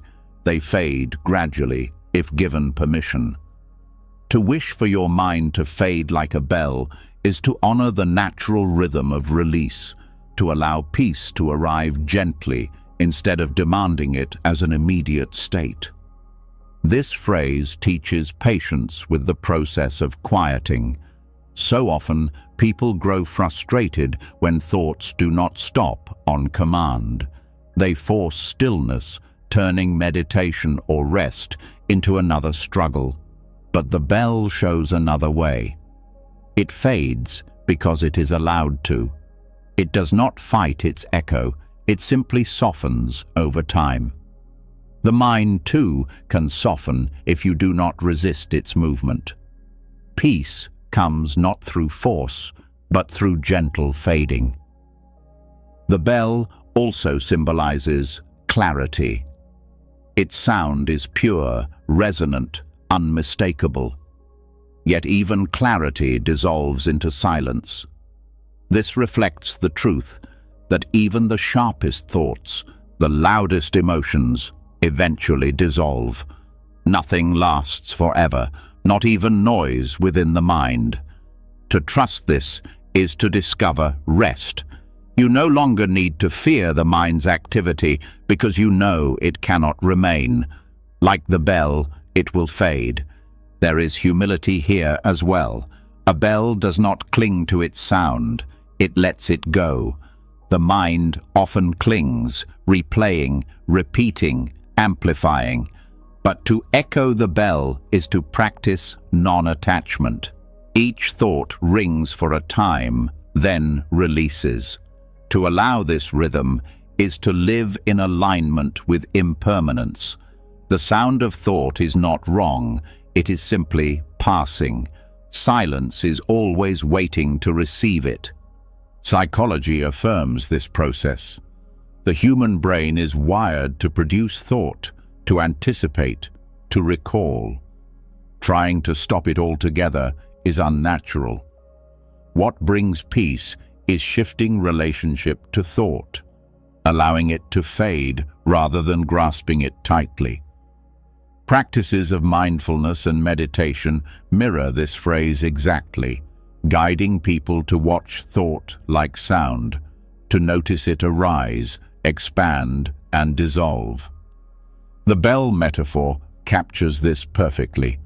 Sound comes, expands, fades. Thought comes, expands, fades.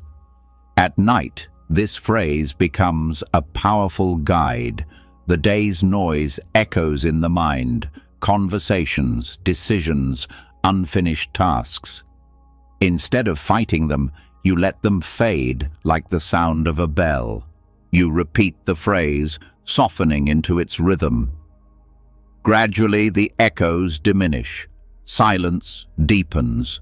Peace arises, not forced, but natural. Sleep follows, not as escape, but as the silence that always waits beneath the noise. The phrase also touches something sacred about silence itself. In many traditions, silence is not emptiness, but fullness. It holds potential, depth, presence. When the bell fades, silence does not mean nothingness. It means arrival at something larger than sound. When the mind fades, peace is not absence, it is presence, vast and profound. To let your mind fade into peace is to step into that sacred silence where rest is whole and undisturbed. The bell also carries symbolic resonance across cultures. In temples, bells mark the transition between states, between activity and prayer, between distraction and mindfulness. Their fading sound is meant to draw attention inward, to awaken awareness. This phrase calls upon that same symbolism. As your mind fades into peace, you are entering transition, from the effort of the day into the stillness of night, from the turbulence of thought into the openness of rest. Biologically, this transition is mirrored in the nervous system. The shift from alertness to rest is gradual. Brainwaves move from faster patterns into slower rhythms. The body releases tension bit by bit. The bell metaphor describes this perfectly. A gradual unwinding, a soft descent into stillness. To align with this rhythm is to support the body's natural processes, not resist them. The beauty of this phrase is its gentleness. It does not demand peace immediately. It honors the process of fading. This gentleness itself creates peace. When you stop demanding the mind to be silent, it quiets more easily. When you stop resisting thought, it dissolves naturally. Peace is found not in force, but in allowing. This phrase also invites reverence. To compare the mind's fading to a bell is to treat it with respect, not frustration. Even your thoughts, even your worries, can be seen as sound, temporary, meaningful, and then gone. By honoring them instead of hating them, you free yourself from inner conflict. The fading becomes beautiful, not a battle. Over time, practicing this phrase at night changes your relationship with peace itself. You stop seeing peace as a distant goal to reach. You start experiencing it as a natural silence waiting behind sound. Every time the bell fades, silence is revealed. Every time thought fades, peace is revealed. The truth was never absent. It was only obscured. So tonight, let this phrase carry you. May your mind fade like a bell, soft, lingering, dissolving. May the silence that follows be peace, deep and steady. Do not rush the fading. Let it unfold. Let peace arrive not as conquest, but as the natural quiet that has always been waiting for you. And when the mind is allowed to fade like a bell into silence, what remains is a presence both tender and steady. Peace settles not as an absence, but as a fullness, a stillness that feels like being carried. In that quiet, gratitude begins to arise naturally. The body, once restless, finds support. The heart, once burdened, feels held. And so the next phrase offers its gentle reminder. This bed is a lotus, and I rest upon it with gratitude. There is beauty in seeing the bed not as an ordinary object, but as a sacred space. The lotus has always symbolized purity and awakening, rising unstained from muddy waters. To call the bed a lotus is to transform the act of lying down into something more than routine. It becomes a practice of reverence. You are not merely collapsing into sleep. You are entering a space of renewal, a sanctuary where rest itself becomes a form of awakening. Gratitude is the key that unlocks this transformation. Too often, the bed is taken for granted, seen only as a tool or even a battlefield when sleep is difficult. But when you rest with gratitude, everything changes. You recognize the softness beneath you, the safety of shelter around you, the gift of stillness offered freely. Gratitude shifts the heart from lack to abundance, from tension to ease. It makes the bed not just a place to sleep, but a lotus of blessing. The lotus also teaches resilience. It grows in mud, yet blossoms untouched, pure and radiant. Resting upon the bed with gratitude is the same practice. No matter how muddy the day has been, with stress, mistakes, or pain, you can still rest in purity tonight. The bed does not demand perfection. It holds you as you are, allowing you to rise renewed, just as the lotus rises from murky waters each morning to bloom again. Science reflects the power of gratitude as well. Studies show that people who practice gratitude before sleep fall asleep faster, experience deeper rest, and wake more refreshed. Gratitude calms the nervous system, reduces overthinking, and fosters positive emotion. When you rest with gratitude, the body releases tension, the mind shifts toward peace, and sleep becomes more restorative. Gratitude is not only spiritual, it is biological medicine. This phrase also invites humility. To rest with gratitude is to acknowledge dependence, that you are supported by more than your own effort. Countless hands and conditions make your rest possible. The people who built the bed, the workers who made the fabric, the roof above, the silence of night. Gratitude expands awareness outward, reminding you that even in rest, you are connected to others, carried by the world. This humility deepens peace, for it replaces isolation with connection. The bed as lotus is also a reminder that rest itself can be practice.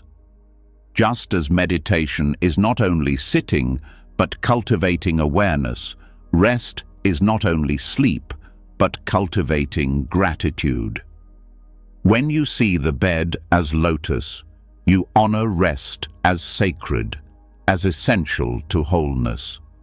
Each night becomes not a pause between days, but a practice in itself, a return to presence, humility, and renewal. At night, this phrase changes how you enter sleep. Instead of collapsing with fatigue or frustration, you lie down with reverence. You feel the fabric, the weight of blankets, the support beneath your body. You breathe into gratitude, letting it soften muscles, release tension, and quiet the mind. Rest becomes less about escaping the day and more about honoring the gift of being alive. The lotus image also carries hope. Even if the day was heavy, even if the mind feels muddy, the bed remains a lotus, a place where purity can be touched again. Gratitude cleanses the residue of the day, reminding you that you are not defined by what has passed. Each night is a chance to begin again, to rise tomorrow unstained, renewed, ready to bloom. Over time, this practice reshapes how you see ordinary life. Gratitude for the bed extends to gratitude for small moments everywhere. The chair that holds you, the meal that nourishes you, the silence that soothes you. Seeing the sacred in the ordinary becomes natural. Life itself becomes a lotus, and you rest upon it with gratitude not only at night, but in every moment. So tonight, let this phrase guide you. Let the bed become a lotus, a symbol of renewal and purity. Rest upon it, not with indifference, but with gratitude. Feel the support, honor the stillness, bow to the gift of rest. In that gratitude, peace deepens, and the night becomes more than sleep. It becomes awakening through stillness. And so we come to the end of this journey through the 7 Buddhist phrases for peace before bed. Each one has carried us a little deeper into stillness, teaching us how to release control, how to let worries drift, how to honor breath, how to rest in compassion, how to embrace change, how to bow with each exhale, and finally, how to lie down in gratitude as if the bed itself were a lotus. Together, these words are more than phrases. They are gentle lanterns guiding you from the noise of the day into the sanctuary of night. If one of these phrases touched your heart tonight, let it be known. Write it in the comments. Share which teaching you'll carry with you, not just into sleep, but into life. Your words might be the ripple that inspires someone else's peace. And if this practice has brought you even a moment of calm, I invite you to stay connected. Subscribe to the channel and turn on the bell so that each week you'll return to more teachings, more guidance, more ways to live with clarity and rest. Together, let's keep building this community of peace, one night, one breath, one phrase at a time.